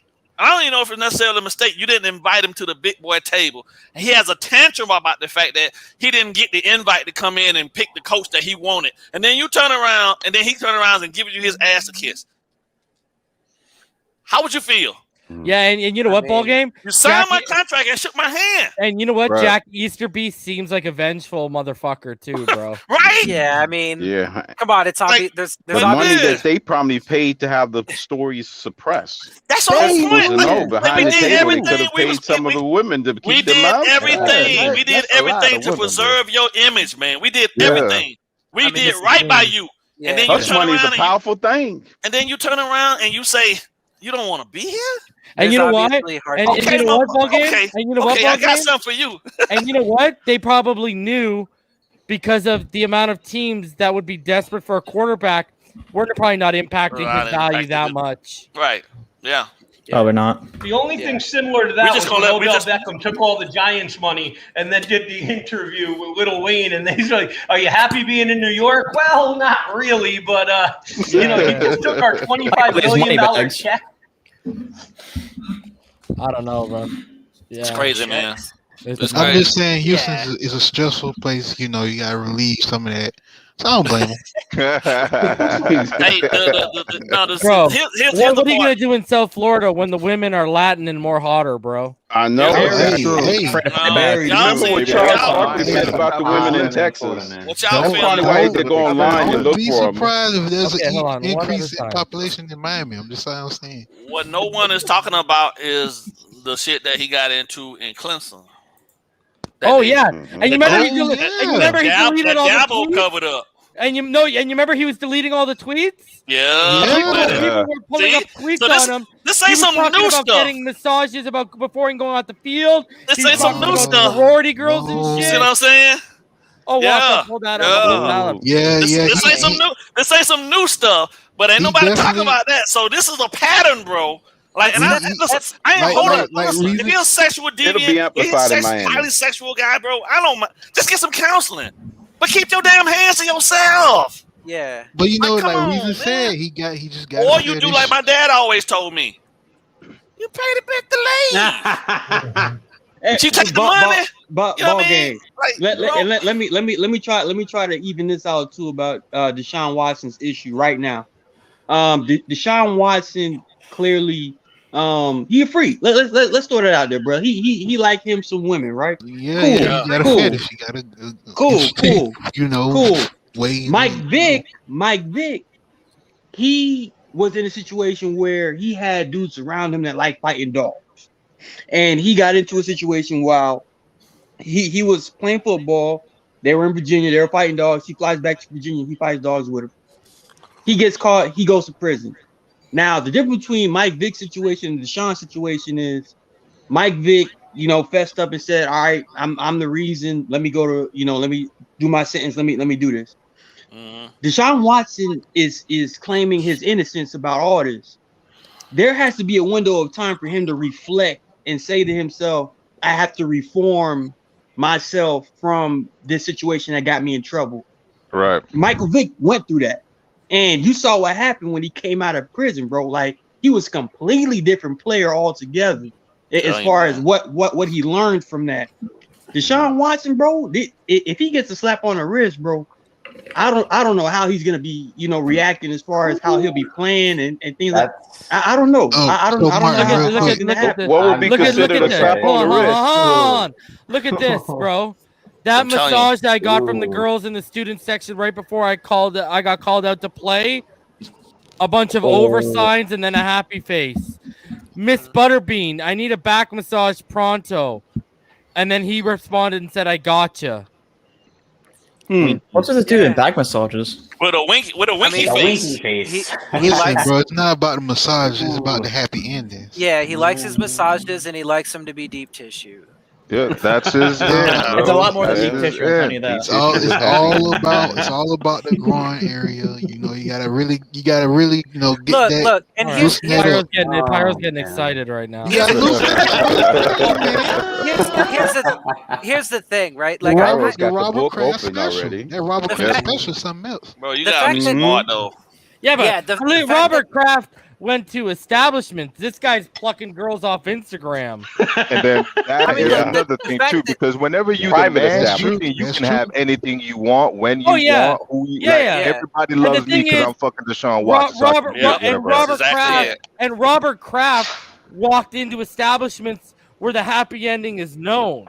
Right. This guy's pulling girls off Instagram and whipping his unit out on them, bro. Yeah, he actually, Robert Kraft actually was trying to like keep it quiet, right? Like, see, and I actually don't fault the dude for, as Martin put it, being a freak. Like, there's certain boundaries and things you can't do, and you like, if you like a massage with a happy ending, cool, but don't be going about it in quite that way. Right, let the girl know about it. You know, hire a hooker to give you a massage. No, you know what I mean? No, them hookers ain't no good at massages. But here's the problem, bro. Now we're getting into Pyro's money was the girl not being in. He's getting into Pyro's. Here's the problem. Gonna fuck you up. Deshaun Watson is moving around as if he is now at this point a regular dude in a regular situation. Once you have achieved this level of stardom and status, bro, you have to at all costs surround yourself with less yes men and more no men. More people that can actually go in and vet these people. Make sure that these people are legitimately about that action that you're trying to partake in. See, ball game makes a good point. You got to run a tight ship. You know, towel on the side. Do you want whether right or wrong, do you want a player, let alone a quarterback, that isn't smart enough to exercise common sense with NDAs? Right. That was my point yesterday. Like decision making. That's kind of what I was just alluding this to. Is really, I mean, this is horrible decision making because, again, it wasn't even one indiscretion. He was hiring different girls. Like even if you found one who was down with this, you know, like, and just rolled with her, like, you continue to put yourself out there, even if you got away with one. And you got the pushback from, you know, because you've seen the text messages saying, hey, I'm not cool with that.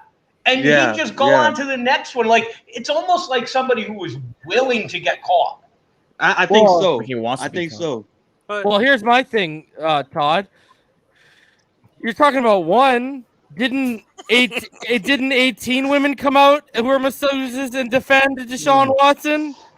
So clearly he found more than one. More than one that was willing to give a happy ending. But he didn't want to stop there. This guy gets at least 18, and he's like, "No, I'm just gonna keep pushing the limit, bro." I think fish and he threw it back into the water. I think the biggest situation was that Deshaun had his own prescribed massage therapist. Oh yeah. Like before he got onto the let me go to multiple. There was one specific.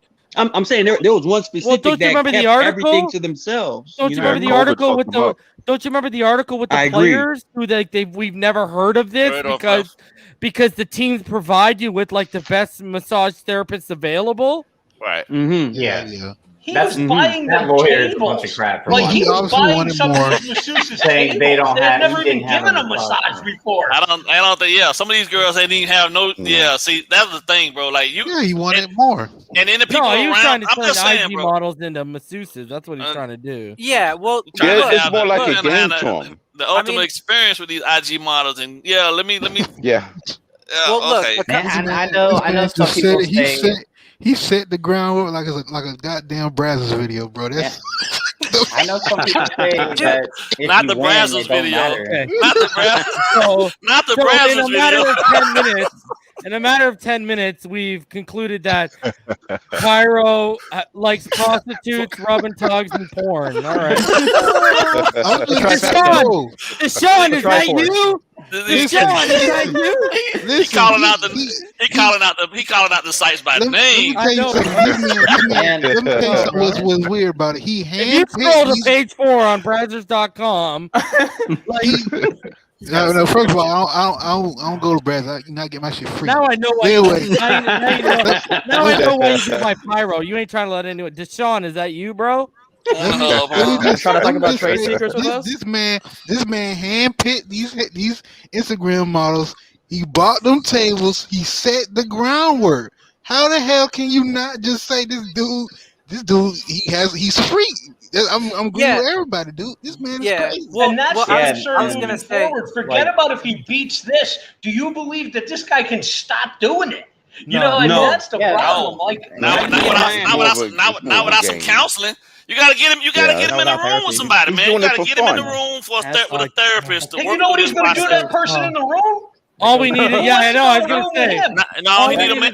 It needs to be exclusively a man, right? It has to be a man. It can't be a woman. It can't be a woman. I guarantee you this. You can introduce him to a woman therapist later once you've addressed the reasons behind why he actually is putting himself in these situations and why he wants that type of attention and why he needs that. Right? That's Not to get too personal, but Deshaun Watson is one of those players where his father was absent. You know, I mean, it is what it is. And he was raised by his mother, his brothers, and a couple of his uncles, right? Yeah. This is just straight up and down, bro. When you have a father figure in the household, as far as that different energy, that masculine energy to kind of set things in motion, rules, discipline, expectations, how you're supposed to carry yourself, you just move around a little bit differently. Mind you, Deshaun Watson has been a very disciplined person, you know, throughout his entire career as far as how far he's made it. But discipline on the field versus discipline off the field, the discipline off the field has to be given to you by father figures, by your father in particular. And unfortunately, Deshaun was not blessed enough. I'm gonna have to play devil's advocate that, on that one.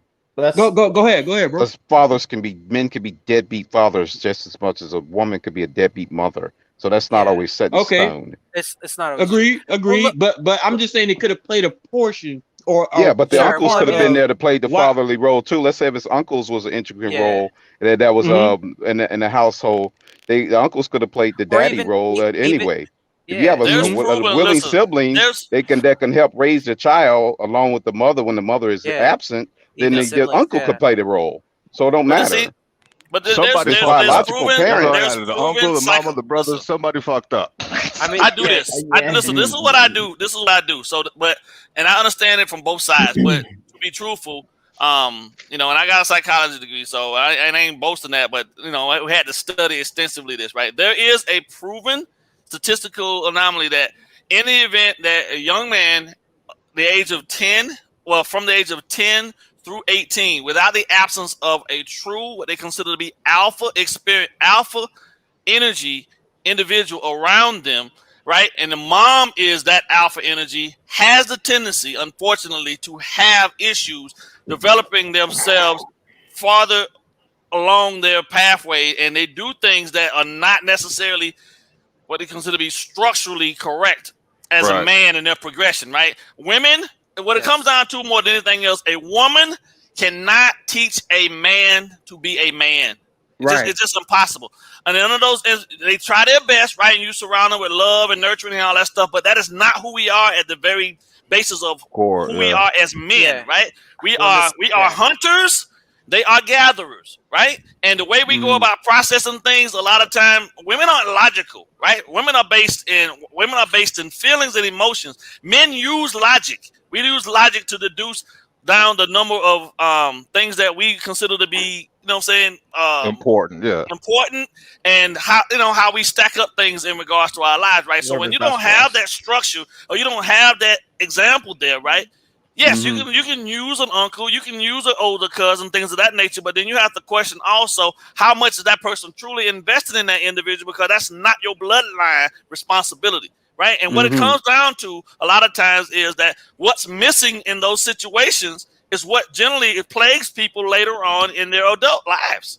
I mean, it's just the nature of it. And so his mom could have did an amazing job of being there for him. He could have been surrounded by all of his uncles, but he's missing something by not having his father or a true alpha male figure there to say, listen, the key word alpha male is male figure. The male, by definition, the male an uncle could be a male figure.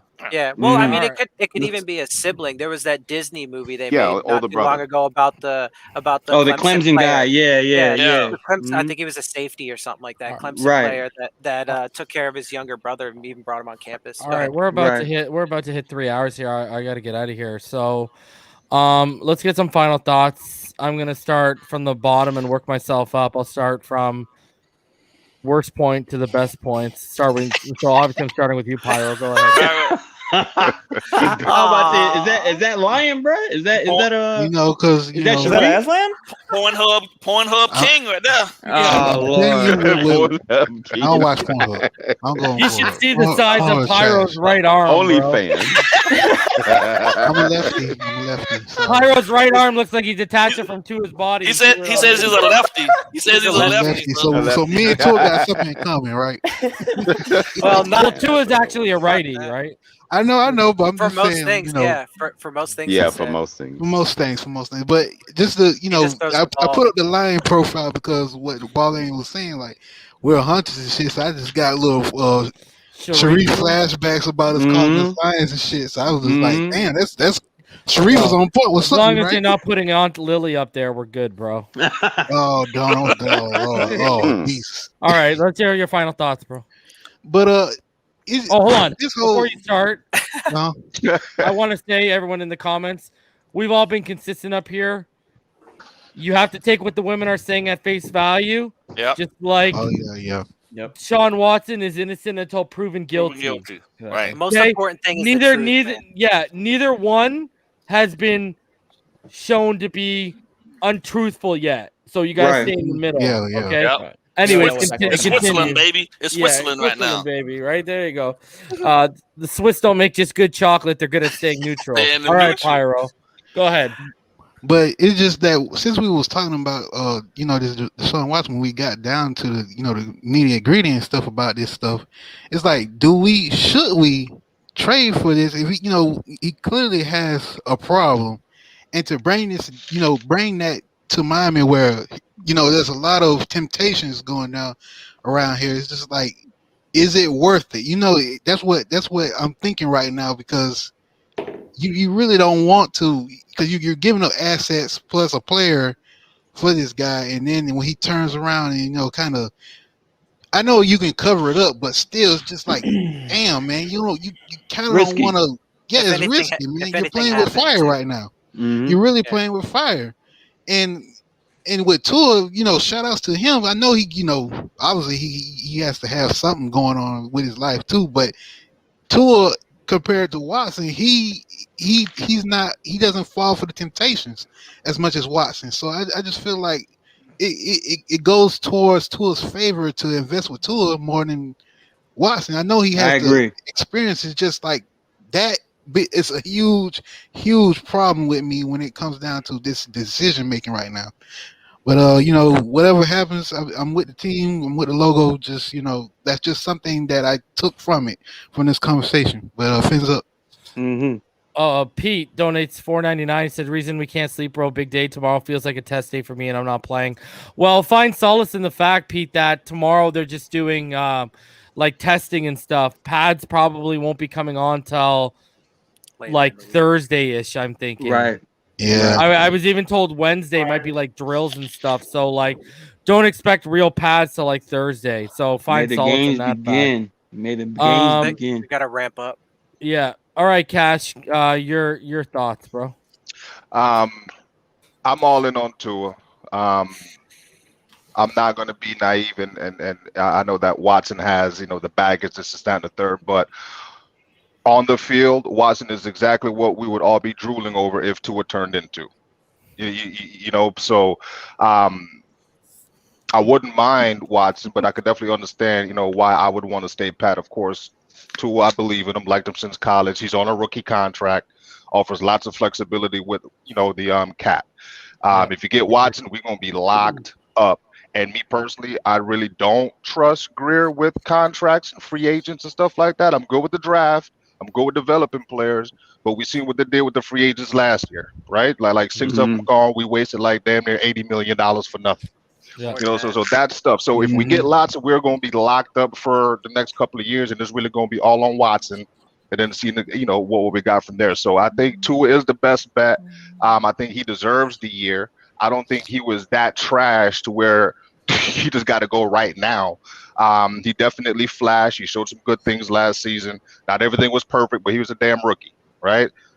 So that's my take. Tua all day, every day. Let's do it. Fins up. Shout out to Charles Edwards. This is the guy, right? Ball game. Yes, sir. That's him. So at least I know That's you got your package first. So at least I know mine won't have anthrax or anything in it. So we're good.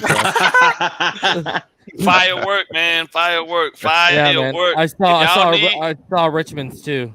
Yeah, if y'all want y'all a quality license Custom plate made, bro. Wow. Custom plate. Holler at Wow. my man Charles Edwards, bro. This is it right here. This was fire, bro. Yeah, bro. Ball I showed game. I showed my wife like the picture of mine, and I said, "You best believe that's going right in the front window for everyone to see, bro." Yeah. Yeah, man. All right, so mine will take a little longer because Canadian border and such, but I'm probably gonna hang it up right behind me too. Crypto, your final thoughts, dude. Hey, good show. Hey, yeah. Whoever's under center, pretty much, I'm going to be behind because it's more about the team than anything else. Because we're getting down to the matter of hours before things really get officially kicked off for 2021. So whether it's Tua, 100% behind him. If it's Watson, 100% behind him. So we got to have the PR game ready on both fronts, whether it's the collapse of Tua or the ascension of Watson, or vice versa, the collapse of Watson and ascension of Tua. So a PR game is going to have to be good on both fronts. So, and at the end of the day, bro, this choice is out of our hands. We're not in the organization. So as Dolphin fans, you got to roll with the logo. Yep, exactly. Well said. Yeah, and I kind of was feeling what Dylan was saying on the trust factor, knowing whether or not how the organizational standpoint was giving you hesitancy on whether or not who they really back. And they might as well just going out there and have their press conference like yesterday to say, this is our guy and this is who we're sticking with. And, just let it be known, whether it's Watson or Tua, just come out there and say it. We're going to have the press conference 10 o'clock tomorrow morning Eastern time. I'm ready, but fins up. Yo, I actually haven't. I don't think there's a presser tomorrow. I don't think they're meeting with the media tomorrow because I have not received my email, my press media email yet. So I think it's the next day. The next probably a following. They're probably doing some walkthroughs and stuff. Tomorrow's like testing. Apparently, that's all it is. Somebody put out the schedule. Wednesday I think morning. it's the second day of training camp that they have a media availability. The first one.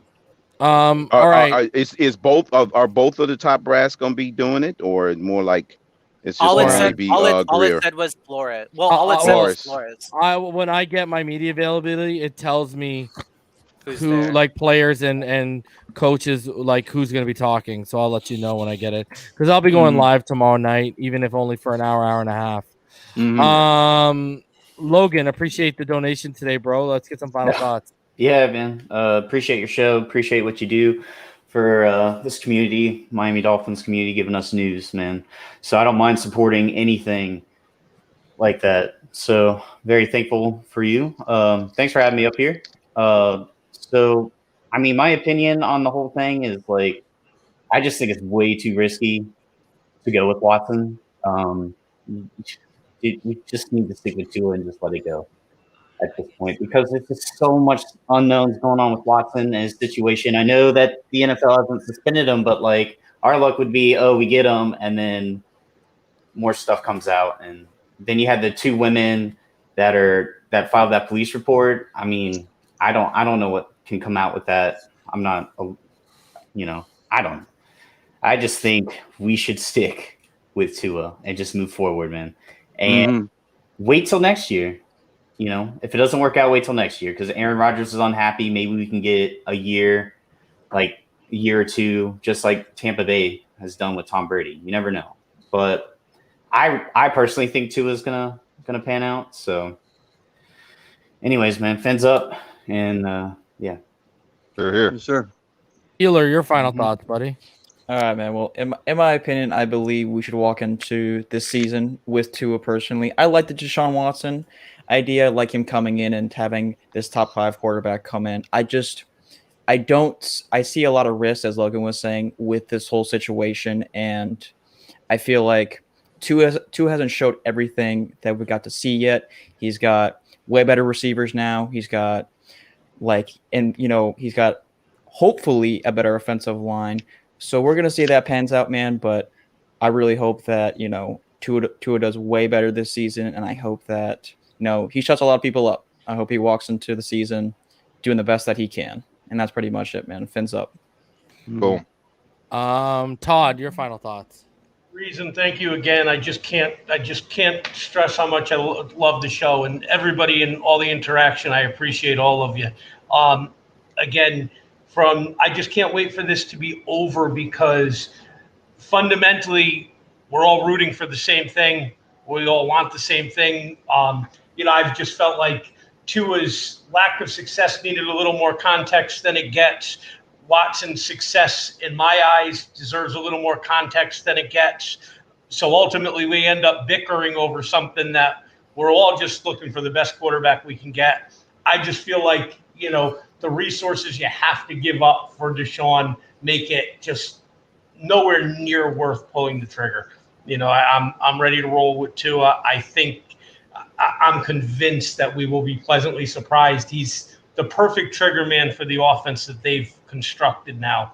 And I just think we're going to I don't think this is going to be a conversation next offseason.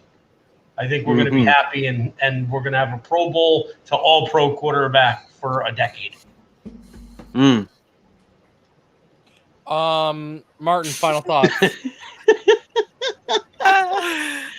My bad, bro. That picture just popped in like right on time, bro.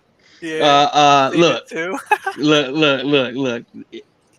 I love me some Deshaun Watson. I love that guy. I love the way he plays.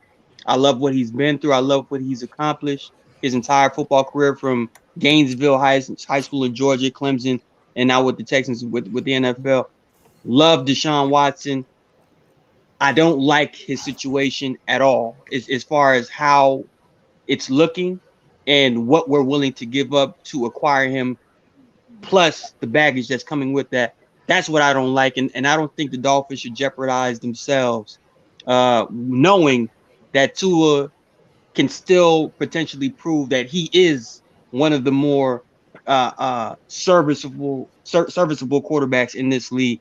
I want to see how Tua responds when everything goes right, is as far as preparation for the season.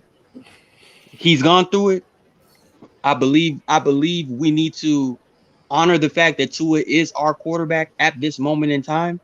And I think we need to begin to invest in Tua. Let's just do it. Let's stop trying to look for this girl over here or that girl over there. You're married, guys. Enjoy your wife, have your kids, and live happily ever after. Okay, Tua is here. Tua is here, man. We don't need no watching affairs. Okay, so I'm just ready to see what's gonna happen come tomorrow and let's get this started, man. 2020 is here. 2021 is here, man. Fins up. Yeah, 2021's here, and the NFL Game Pass is still down. Fucking guys. Unbelievable. All about Olympics. No, I need my NFL Game Pass to finish my Raekwon Davis. Davis, yeah. Oh, all right. Yeah, I'm waiting, I'm waiting. Dylan, your final thoughts. Well, first, thanks for having me up here again. It's always a great time, good conversation. Second, I definitely, as I mentioned before, I wouldn't touch the Deshaun Watson thing. I do think that there is a good chance, good probability that it could happen. I wouldn't want to see it happen. I think they definitely should go with Tua. I do have faith in the kid and think he has a bright future in general. I have my concerns with the organization, as I've mentioned. But overall, man, I really, I'm kind of tired of the drama. And I'm just, as far as, a look at the team, I'm really ready for training camp and the preseason in particular, so we can get our eyes on the team for the first time. And then, man, I just want to get to the damn season already because this is exhausting and we're not even there yet, right? Like, right. So it's like, bro, okay, let's just get there. So that's kind of where I'm at. But hey, no matter what happens, no matter how many critiques I have for this organization or whatever, I am a diehard Dolphins fan, and I will always be here to rep with my Fins and my Fins family. So, That's where I'm at. Salute, brother. Ball game. Final thoughts, dude. So man, I'm probably as even keel as I've ever been right now, bro. I realized throughout the off season that there's gonna always be some type of controversy. Had we done, like I said before, had we only won 8 games, nobody would be talking about us as much, and then we could have flew in under the radar. But you win 10, then the expectations change, and then also the feeling around the organization in regards to whether we can make situations and positions better. That also starts to creep in, and people on the outside are sending all sorts of options at us, what we need to do. But I think if the Dolphins really want to set the course for the next 20 years, 10, 15 years for themselves, they'll stay the course, because you've already put yourself in a good position to be successful long term by drafting and keeping your kids and developing them and building them together. Now, I get all the concerns. And under any other circumstance, if he didn't have all this stuff surrounding him, I'd probably be all in on it too. But at this point right now, I'm not touching it. Deshaun Watson is Chernobyl to me, and I'm gonna keep saying that. I don't want to have no parts of that. I'd like to see this young group. I'd like to see this young group develop together. And until the pads come on, I'm not critical of anything. I don't care what they do running around in shorts and t-shirts. You see what I'm saying? So training camp is here. It's been a long awaited, right? We've been chomping at the bit for this, but I'm gonna be very, very. I'm still gonna be very patient, because I understand that this offense has a lot to sort out to actually be able to play up to the level in which I feel they should be playing at. You know what I mean? There's a lot of questions, a lot of question marks across the board, a lot of different positions, but I do believe that continuity is always brought together by a united understanding of who you are and who you want to be. And if Flores has them all moving towards the same concept, that solidifies him as a coach for me, past his own biases of the 1-2 Tagovailoa situation. If he can do that, you galvanize everybody. It starts from the top. And as long as they're galvanized throughout the process, this team will thrive. And that's what I hope for more than anything, So yeah. Let's see. I'm going to repeat what I said earlier. Miami Dolphins, either throw your nuts on the table and make the trade, or put them back in your pants, zip up the zipper, and move on with your life, bro. Somebody should have told Deshaun that. It's gonna be. First of all, he was a fell into that one, Reason. You fell into that one. Yeah, it was a massage. We could wind up in there's something about Mary's situation where it gets caught in a zipper. Oh Lord! We got a bleeder. All right. I will be back tomorrow night, and every day I will be live every day for training camp. Tomorrow I'll be back around 8 o'clock, and I'll be live every day for training camp. So buckle up. Here we go. I got one more thing. Hey, man, y'all let Pete live out there, man. Listen, he can stand on that island out there and be all to himself. He can't stay out there for long. Eventually, Satellite Pete. If he gets banned, I'm donating $100, man. I already promised that. Pete is on the island. Somebody's going to throw a life raft to him. If you ban him, I'll give you $100. Oh Lord! Why do you got Is it the island from Laos? All right, so I'll be back tomorrow night. I'm not gonna. What kind of precedent do I say? Hey, and I got $5 out of him. Reason: at what point does this Watson talk die if not traded in the next 48 hours? Probably never. Well, until game 1 of the season, I guess. Maybe. I mean, something definitive has to happen, right? Like either he. That game 1. I mean, because it could go all the way until the trade deadline if we're keeping it real. I agree. So until something definitive happens. Tua controls his own destiny. I was just thinking that, bro. This is honestly, and before we wrap up, this is one of those rare opportunities that a quarterback can literally usher his way into, sealing his own destiny, bro. I want to see how Tua responds for real. Well, the ironic thing too is he's kind of got Flores' career to an extent by the shorts and curls too, and based on his performance. But considering him and Flores' potential beef internally, I don't think he's thinking too much about Flores than he is about himself. You know why if I'm Tua, another reason why I want to ball out, so I can build that cachet where I got the seat in Stephen Ross's office. Bro. Oh, right. That's what you want. Yeah, you want to get that top ear. That top ear. That's what matters the most. Because Brady, remember Brady and Robert Kraft?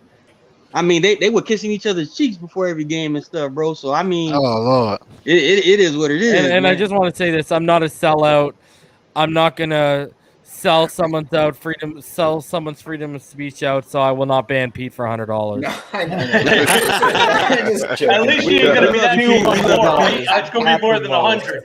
I'm just saying, if you ever do it, you know. Okay. We well, love technically, I'm not trying to technically you owe me $200, bro. So because I've already done it twice. All right, so all right, everyone, have a good night. Stay happy, healthy, safe, and blessed. I will see you tomorrow around 8:00. All right, guys. Peace. Hit the like button. Peace.